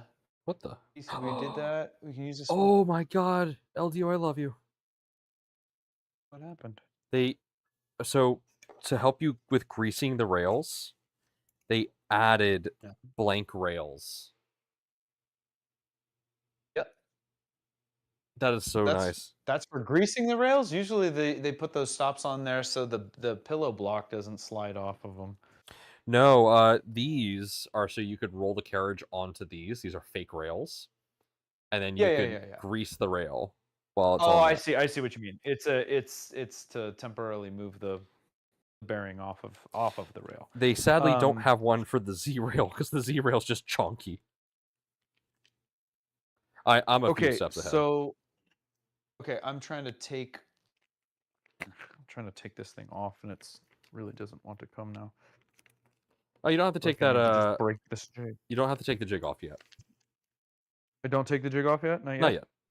Okay. Hey, clown, good, welcome. It doesn't want to come off. How are you doing, Clown Hammer? Do I really want to use this? It says loading T-nuts. Is that next? Yep. Yes, loading T-nuts onto the rail. I'm a step ahead of you. Okay, so I'm gonna the roll-ins, the T-nut roll-ins. Yep. And am I doing all 9? No, just 7. 7 of them. So the one thing, this is, you don't have to worry about this for this step just yet. But if you notice, this has a hole at the bottom of the extrusion. Yes, I do notice this. That does align with this hole at the bottom of the rail. So the identifier you want, you see this one that's almost cut off? Yes. Yeah, so this is your top of the rail. So the hole that's almost cut off is the top of your rail. The one at the bottom does not get a T-nut, because that gets the thumb screw. As far as rolling in the nuts, does the orientation of like which side of the T-nut the hole is on matter? Not really. Doesn't really matter. The guide has you orient the hole towards the bottom, but yeah. Okay, that's what I'm doing. And then we'll use the rail to space. Yep. Pretty standard rail installation. Mm-hmm. I am going to 1, 2, 3, 4, 5, 6, 7. Grease my rail real quick. And grease the rails. I have a new tool for this, actually. So Alan Mandic introduced everybody to this. And this is great. This is awesome. One problem, you have to prime it yourself. Little mini grease gun. Yeah, but you have to prime it yourself by pushing something through the bottom, which sucks. Yeah. So I did some soul searching, and I found this. It's self-priming. Like it's self-priming mini grease gun. Yep. So this is what I used. The only thing I don't like about this is the grease is piss yellow. That's the only thing I don't like about it. But it works. Boy, that is a chonky rail. You're not kidding, man. MGN 19. This is bigger than the rails they use on the Milo. Huh. And it's a really high tension. Can't say it's not. Yeah, and are they preloaded bearings? No. These are preloaded, yeah. Z1s. Yeah, nice. Okay. Oh, good. I get to use my bag removal tool. Bag opener. Ready? Oh, you have a bag opener tool? fancy pants Rich McGee over here? It's my bag opening axe. Oh, it's just the axe.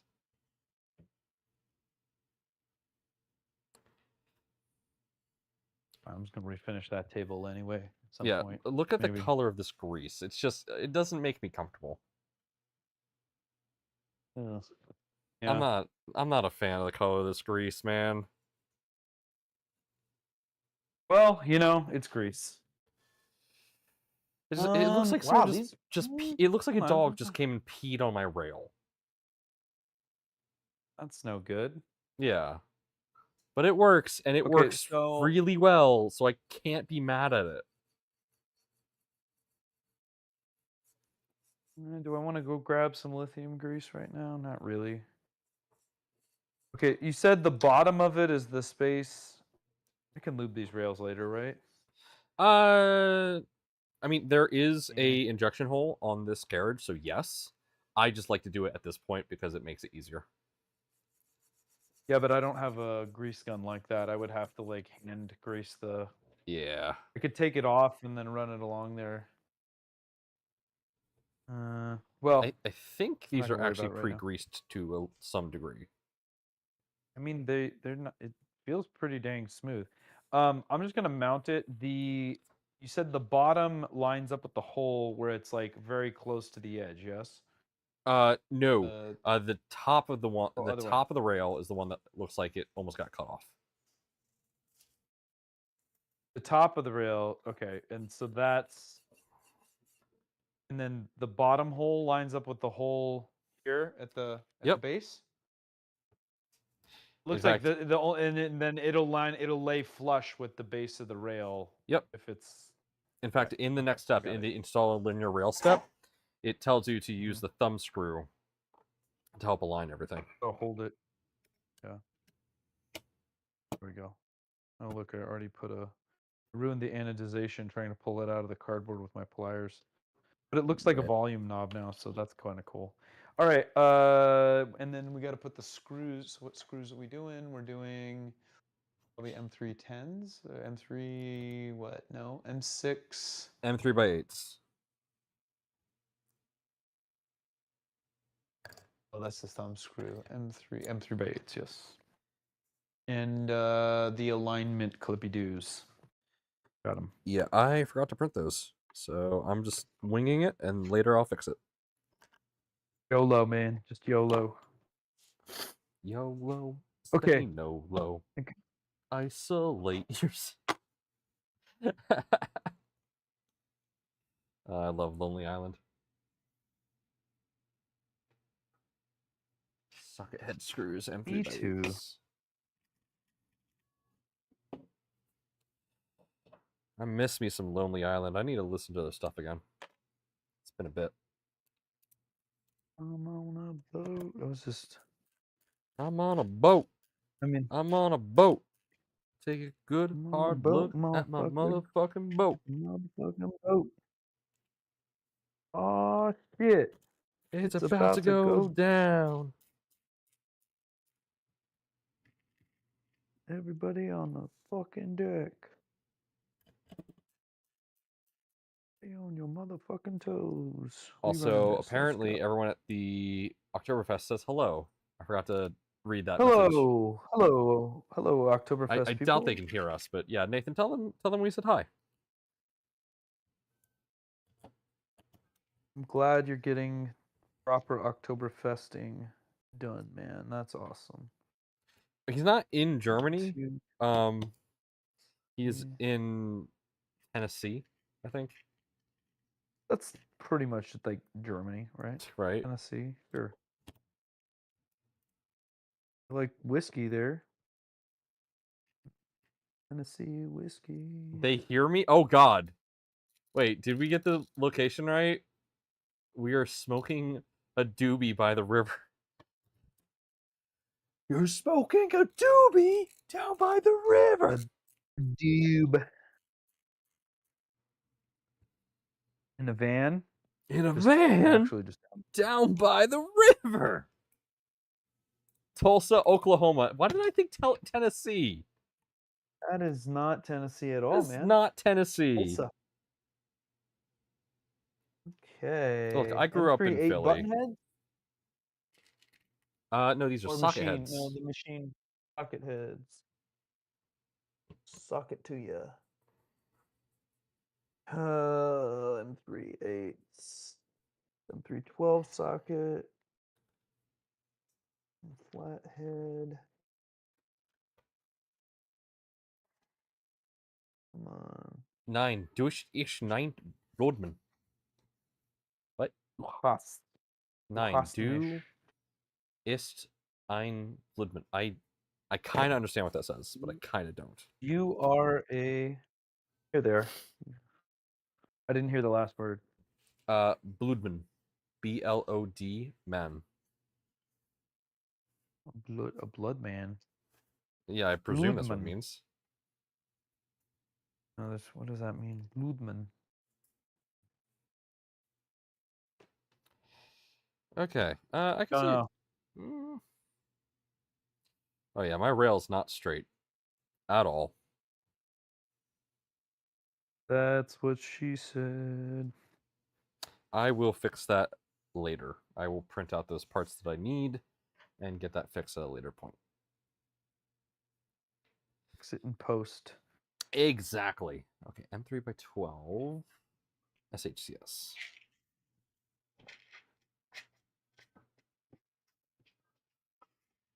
Right.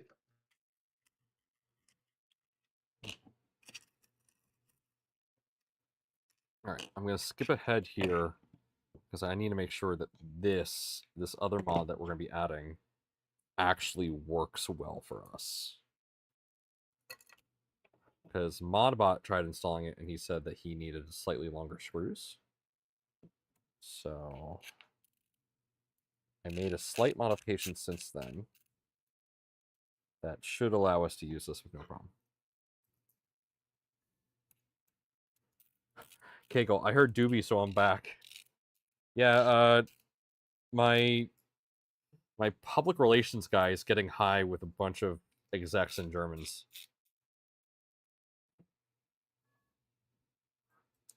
Well, somebody's got to do it, right? That's the public relations part. You know, got to show the so the lead IT guy of a massive airline can't say which one, but it's American. Just walked past and said, "Can I have a puff?" So he's here now. That's hilarious. Cool. Hey, well, I'm glad everyone's having a good time.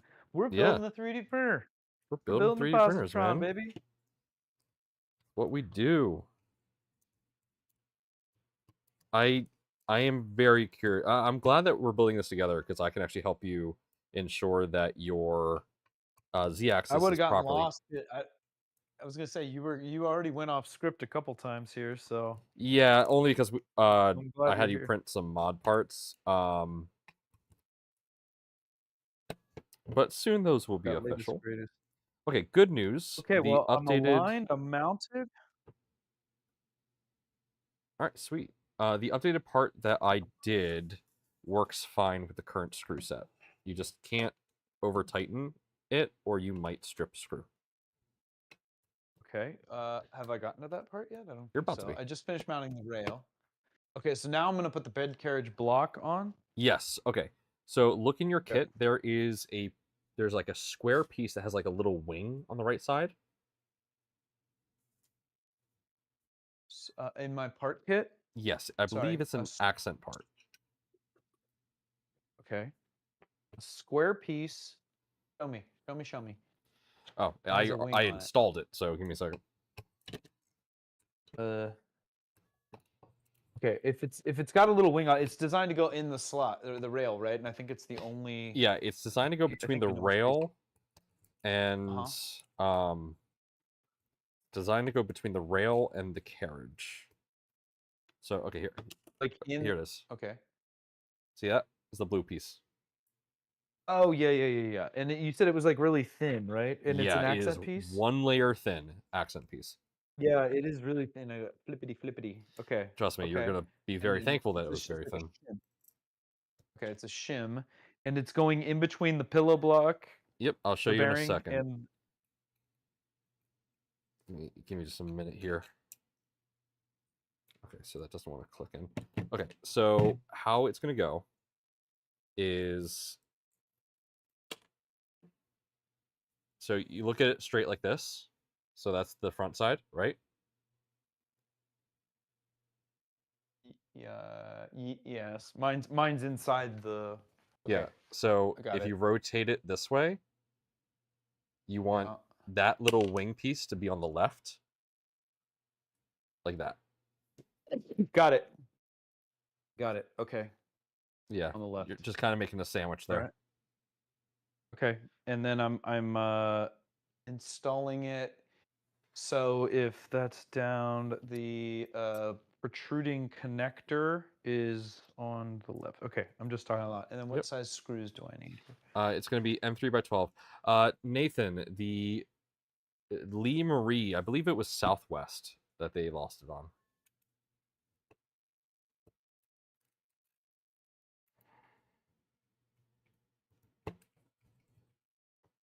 M3 by 12.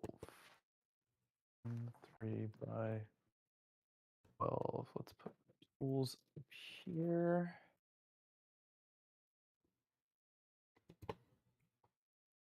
M3 by 12 button head. M3 by Socket 12 head, sorry. socket head. Socket head cap screws. M3 by 12 socket head. Oh yeah, my rail is By now 8. butter.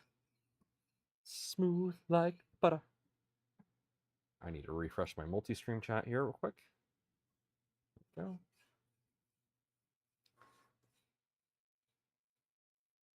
Got it. M3 by 12. Okay. Break it down. Good. Nathan, I'll create a DM with you and them so you can talk to them directly. Hopefully we can find that missing posi.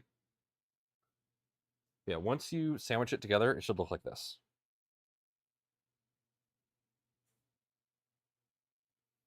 Yeah, mine still has the jig on it. Yeah.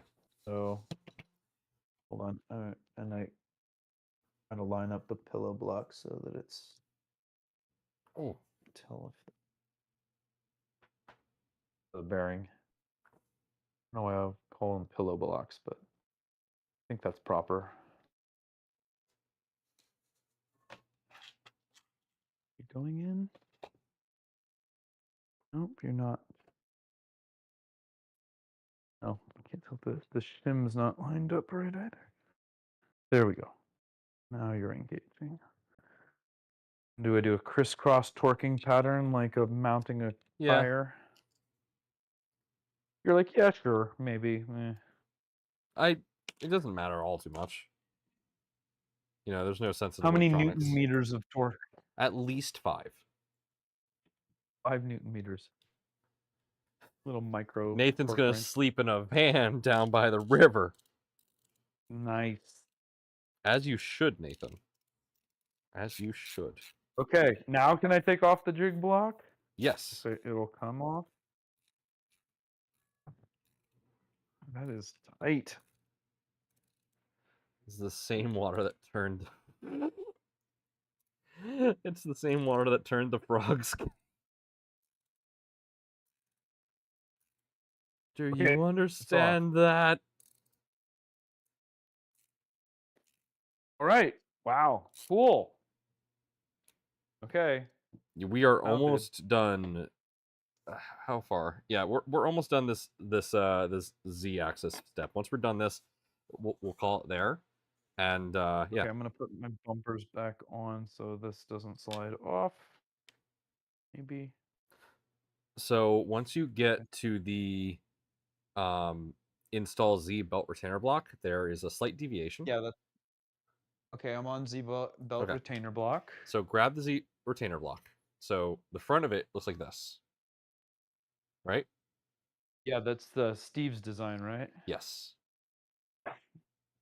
You're gonna want to flip it over. Something Steve would make. To the side. Flipping it over. You'll see 2 screw holes. Heat sensitivity. Yeah, I see them. So you just want to grab M3. Is it? Yeah, M3 by 8 SHCS and just thread them in there.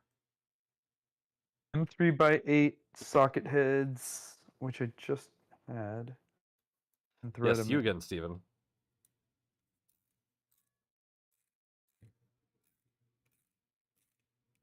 Pooch and Nomad hanging from a ceiling. Printing. Almost. Doesn't quite flow. We need to workshop. Okay, so I'm just threading them into the part. Yep. Threading them into the part. Yeah, these are specifically to add some metallic strength to this part because we've seen people essentially because the force is on the layer line, so there really isn't any other way to print this. We've seen prints just like rip in half. Okay. So this All right. adds We're reinforcing this this belt holder part. Yeah. Got it. It is Right, crazy how sensitive this filament is to turning white. I love it. It's literally like you've got hyper. Do you remember hypercolor shirts? You might be too young for that too. Yes, I They were do. like shirts. Basically, you could put your handprint on them, and they Yeah. would do that.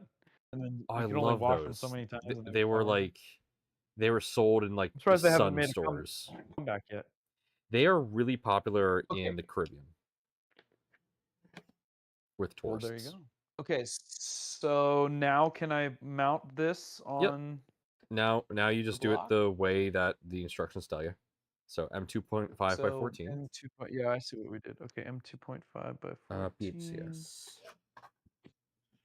Yeah, it is funny how true it is to say that once you build a couple positrons, you have enough parts to build another positron. I've barely touched the bags of my parts. I've mainly been pulling my parts from my parts organizer from all the other positrons I've built. So, that's how I am with my Prusas. Like I just like my little screw bins. Yeah. And then what I'll do is like every once in a while I'll just like add the screws back to the bins because I have so many extras at this point. You always think the bit looks like a M3 sad face. Yeah, no, you're right. It does look a little sad. M2514. Got it. Wah, wah, wah. So sad. I gotta find parts to put little faces on. We haven't had too much fun with our design in that regard, but we definitely will be. Oh, that is snug, but just pushes through. Yep. And I already pre-scaled these parts for you. You scaled, huh? Yeah, I not by a lot. I pre-scale the parts by 100.5%. So 5% over? Yes. Or barely. Got it. 0.5% over. 0.5%. Okay, wow, that seems... It's negligible, but in some parts... in the margin of error. It really makes a difference in Slicing. some parts.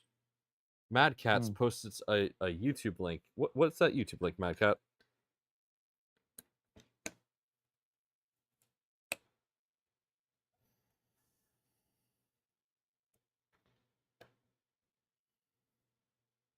Okay.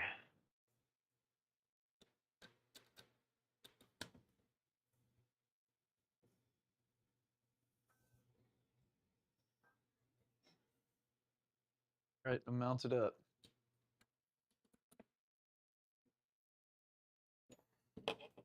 There we go. Starting to have a positron Z axis. It's starting to look like something. Yep. All right, now we're installing the Z additive block. So this is kind of the step that we did earlier. That we're just now doing final. Okay. Don't worry about the like length. I will show you like the cheat on how to get this the right length. Okay. Z idler block. Preload a hex nut onto the position about 66 millimeters from the edge of the extrusion and insert a spring. We already did that. Yep.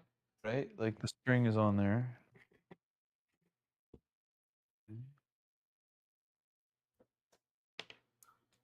Insert the... So that's It's already on there. That's there. Yep. Yep. Okay. Position the stopper and secure it. Yep. Install the stopper. The stopper's on. I just need to tighten it. I just what's what? Let's see here. Oh, okay. Oh, the stopper is this accent piece here. Yeah, the top. We call it the keystone internally because it's the keystone to the printer. That one. Is it this one? No. It's not that one. Oh, here it is. Here it is. That's the one I put the threaded insert into. And then we're using an M3 by 8? No, by 12. Not sure if chat saw that. That was funny. My LDO screwdriver just did a backflip. You got Rick rolled on that. Did we? Well, that's what the link was. Oh.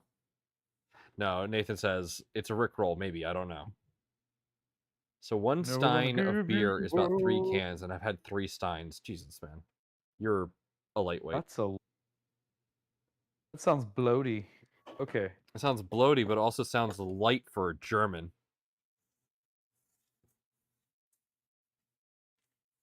Yeah. Install the left C joint plate. Yep. Okay. That's the one that we already did with the idlers on it, right? Yes. So this is just using, yeah, those. It's going to use 3 of the M4 hex nuts and 3 of those M4 by 10s.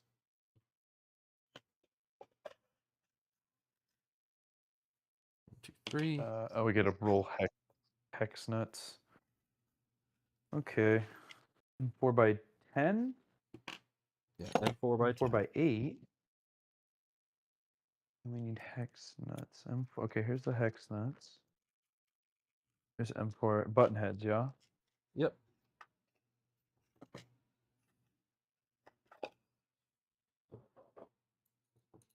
Hmm.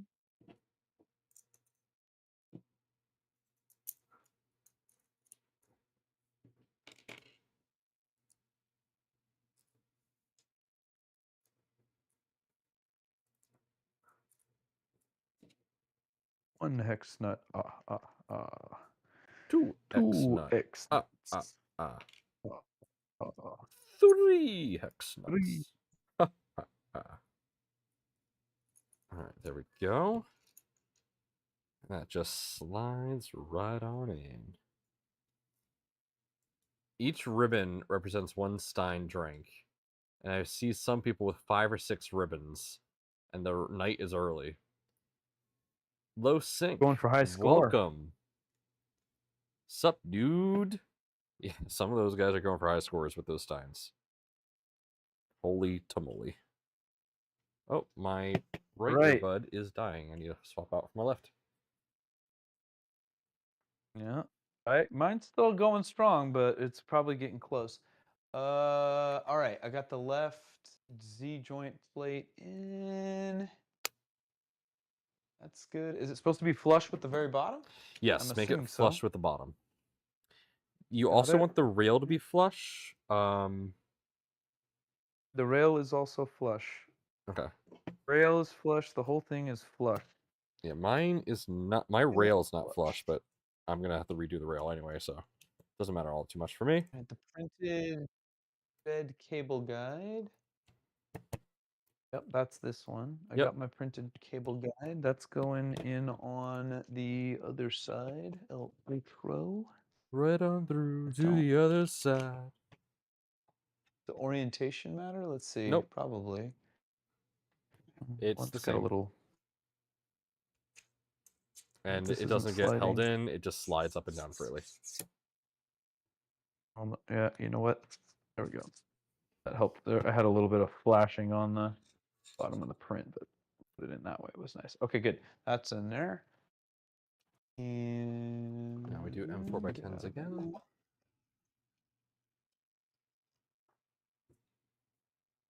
I've been introducing myself and hanging out QR codes to our website. Heck yeah, man. Represent. Oh, look at that. Okay, M4s, and then we're gonna put the extruder on. Yeah. Cool. Now this is the part where It's all happening. that little crack you Guys, said you it's all had. happening. This is where I'd be Yeah. a little worried about it. Well, we're gonna find out. Yep. I mean, hey, you've built the extruder now, so if you have to reprint that, shouldn't be too difficult for you. Then we shall. So let's see here. And here's, yeah, okay, so I see how it goes into the rail and the orientation. Let's enhance this photo size. Enhance. Good. We've got our single bobs are up and our end stop. Oh, look at that. See how that little end stop works there? That makes sense. All right. We're just going to put some. So there is a little trick to aligning this for this installation. Once you get the nuts onto the extruder, so that little piece I told you about where the old filament path goes. Yes. Yeah. There is align the current filament path with that, and that's like roughly where you want the extruder to be. Okay. Let me get it on these nuts first so I can slide it. Ah, come back. On these nuts. These nuts.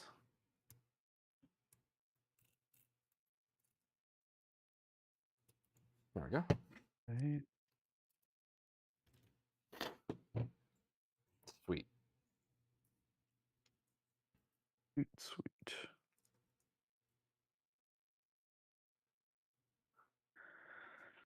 Okay. Have a good night, Sparks. Yeah, we're about to wrap up here for the night. But yeah, have a good night. We're just there.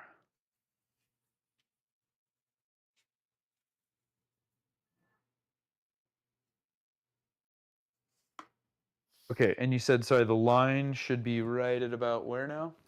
So alignment. There's that little cutout for the old filament guide. Just align the current filament path with that. On the current filament path with that. Oh, hey, Vision. Welcome. Yeah, we're just about to wrap up here. But we'll be back. I think I'll discuss with Pooch when we're gonna do the next one. Next week. Oh, okay, sweet. Wednesday again? We'll be back next week. Yeah, we can do Wednesday. You said Monday. When do you normally go? Monday, Wednesday, I stream Fridays? Monday, Wednesday, Friday, same time as we did tonight. Possibly Monday, but I would say Wednesday is probably safe to say. Okay. Okay, that's on there. There we go. That's it. Assembly complete. Look at that. Next stream, we're gonna fly through the next few because the next few are really simple. Okay, good. Except the Z drive. The Z drive is not simple, but the rest are. Okay, we got a Z. I'm feeling good about that. Here, I'll Yeah, here, let me move the camera over to you. There you go. Nice. That's looking good. Okay. I mean, it's looking like something, huh? Yeah. We did it.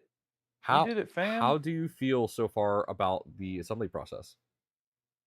Oh, it's easy. I honestly, it's nice having you here for like the stuff that we did that was kind of upgraded and off script. But like you said, I think because we knew that I'd have you for that. Otherwise, I would have printed the older stuff. But yeah, it's looking and feeling good. It's pretty straightforward. I'm loving the guide. There are so many parts, but we're getting through it. It's all well labeled. And I'm excited for what's next. Same. I am really glad. I'm out of t-shirts, so we're on our. We got through a lot of sponsors.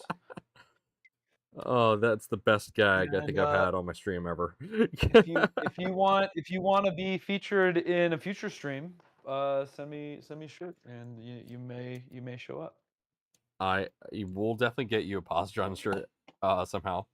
That's gonna be fun. I'm gonna send you the Twilight Zone one because that's my favorite one. I love it, and because I'm in the Twilight Zone most of the time. Hell yeah! It's the zone I'm in. All right, All right, chat. brother. Well, this was good. This was a lot of fun. Thank you, guys. Good Yeah. seeing everybody, and we'll catch you, I guess, on the next one. Yeah. You do your closeout. How you do it? Yeah. Thank you, everybody, so much for tuning in. Earlier today, I thought of a phrase that I think is this the right? No, that's not the right interface one. 1 second. Where's the intermission front? Here we go. I literally thought of like a great quote, and I just thought of it earlier. But it escapes me right now. So you know what? Do what you love to do. We'll Don't save let it for anything next time, stop and then you. and then there you go. Don't let anything stop you. And you can, And be crazy. Think outside the box. And sometimes you might just fit that in the box. Have a good night, everybody.